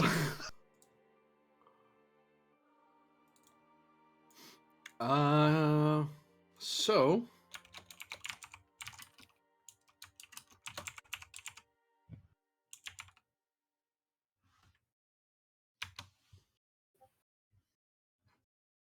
Oh. Now you really super don't want kids. Oh no. thankfully you didn't roll any complications on your end, so I'm not gonna have you go into a emotional shock. But yeah, this is gonna haunt the counselor for a while. This is a memory or rather, it awakens an old memory, and now you have two traumatic events in your mind. And right now you have a patient who is stable in a stasis pod, and one of unknown status in your arms. So a rules question. Yeah. So, assuming Tobin does not die, and Ozza has not yet resolved the trauma 4, by Mhm. spending 2 threat to just show up in a scene, am I going to inflict emotional harm on Ozza? Basically, all tasks that she's trying to do that involve the child will increase by 4 and complication by 4. Oh, that means I die, right? Because you're the person who needs to save me. Yeah, no, Right? You're we're about in, to have to do like a difficulty 6 medical task or something? yeah, Oh God. okay. And I feel like logically Kobuk can't be here because this is happening contemporaneously with the meeting. Mm-hmm. The All only right. person left is Ram Zarpalt or some other support character with at least medicine 2 who's called in as an Yeah. emergency EMT. The But I mean, Klingon we could make counselor is who we one. need at the moment. The teachings of Kalis. Just set him on an altar, and if he comes back, he was worth saving. Oh I'm gonna boy. drag. Asa's prideful though. Despite this, she's attached to the boy. She wants to save him. So I want to drag him to exam room 2 and try to bring him back from his catatonic state. An emotional scene is, the camera focuses in on Dava's small hand letting go of the small educational tricorder, and it falls to the ground. Oh. No, it's literally like Martha Wane's pearls hitting the ground with the blood and Crime Alley. You just watch it like fall to the ground and the screen cracks. And now I'm crying. Thank you. Thank you. Daring, And now I'm sad. daring medicine difficulty. It would be 2, but it's 6 now because you're traumatized. Complications up by 4, so it's a total of 5. The ship helps because you're in medbay. Computers medicine. Does the comp for the ship go up? Yeah, because the main person is kind of giving weird instructions to the computer. Oh, She's no. the main roller. She's inflicting the We need- complication. I We can do need the this. doctor to show up like right now. I mean, if none of your values fit, I'm sure you can argue directives for like Starfleet medical directives. Like, Oh yeah, you no. have a duty to patients. I feel like my value fits here now because I'm helping you and not myself. GM, can I activate the value? Sometimes you have to help people who won't help themselves because Taven, unconscious, can't help himself. And actually, I will throw this out there because he has 2 determination, and you're in a bad place right now. He could you can establish or try to establish an advantage here that his strong paw is helping him pull through. Although you'd still have to attach it to a value, so I don't have a value. So basically, a member of Starfleet Medical. That's not going to help me because it's not me who's doing anything here. And the prophets teach us to heal body, mind, and paw. She's only attempting to do one of those.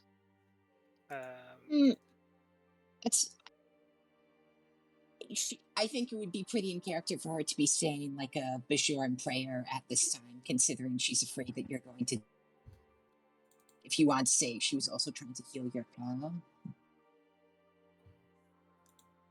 I leave this in your hands. I just opened the door because I was like, I might as well point out this mechanic. I'm going to ask you a question. Okay. Mm-hmm. I'm getting messages. I'm gonna get an Emmy for this. Fuck you.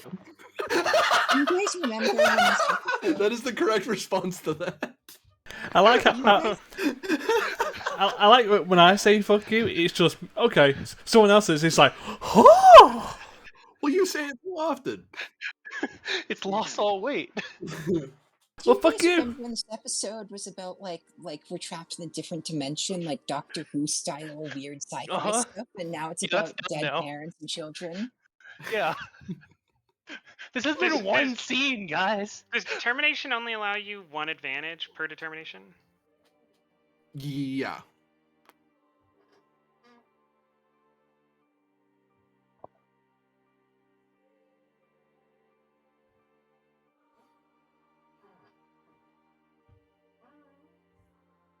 Because there's medals and talents that let you double up. That's why it's 1-to-1.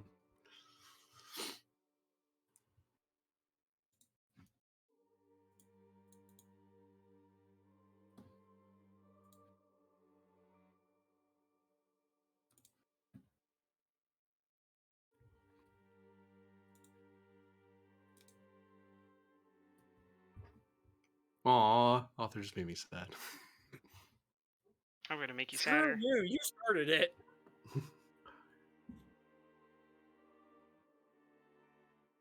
What did the author do? Oh. Oh. You know what? Given your characters, both your characters' values, I'll do that, Majester. Okay.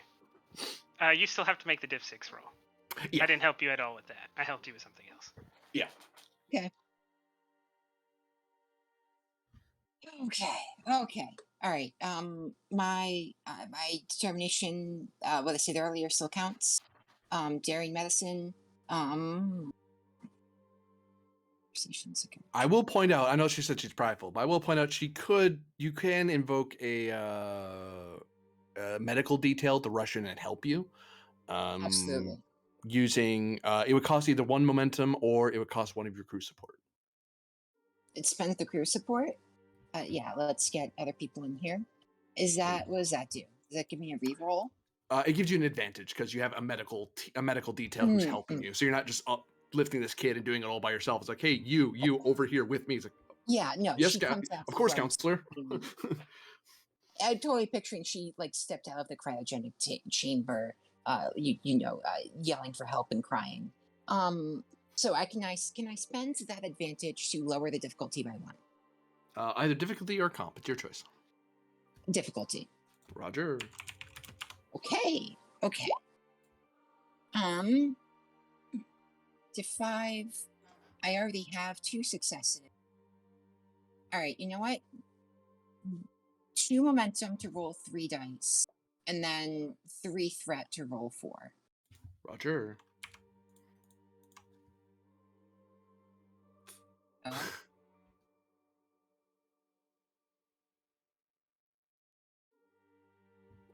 Four, 5, 6, 8.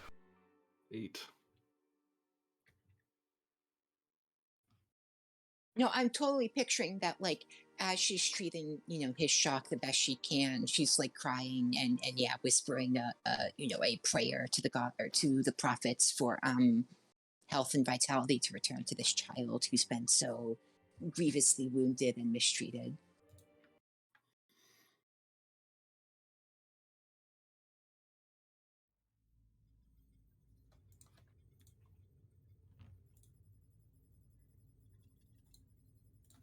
Taven eventually is stabilized between yourself and the medical staff.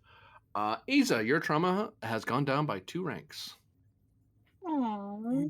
As you can feel the prophets working through you to do this. Like, you actually remember having a dream about this once, and it's very weird, and it's like, but it helps. You get the feeling this needed to happen somehow. Also, This by is- the way, Taven, your trauma is reduced by 1. Oh, yeah. The child was safer in the brig. Then he'd get a different trauma roll. But no. So yeah, eventually the medical staff they're reading he's stable. At present, they advise the patient probably to, it's probably best to keep the pressure field on right now, given the trigger, until he's suitably stabilized on a mental level.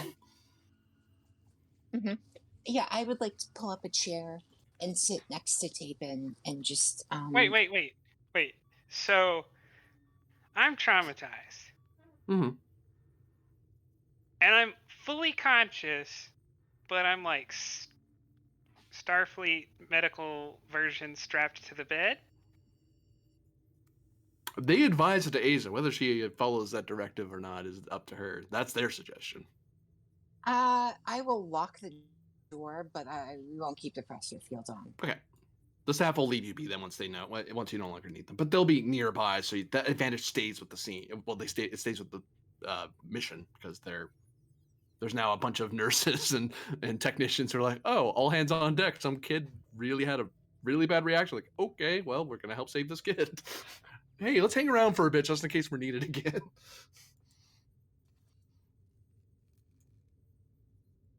There's just the two of you in there now. No presser field on. No strap to the table for taping.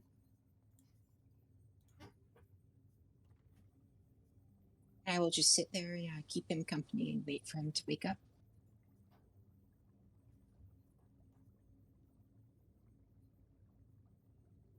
I think I am awake, right? Yep.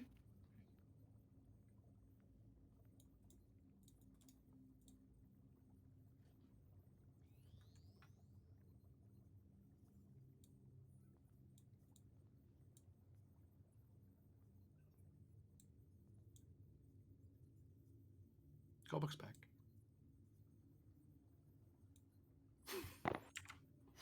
So are the two Bajorans just sitting in silence? Yeah. There's a lot of 1,000-yard stairs in here. That's fair. Actually, you're both traumatized. Yeah, I think this might. Just Wait, be do you have case of, smoke or something?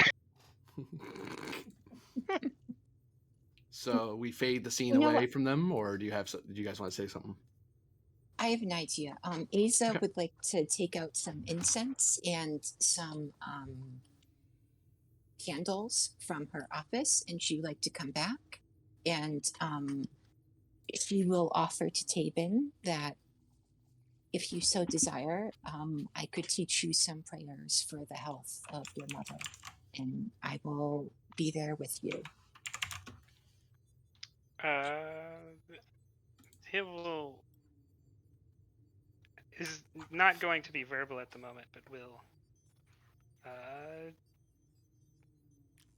go through that with you. Then that's what she will do with him.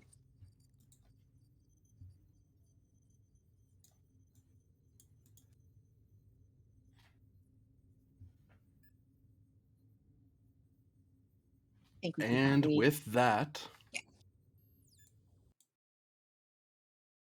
that will be the end of the episode.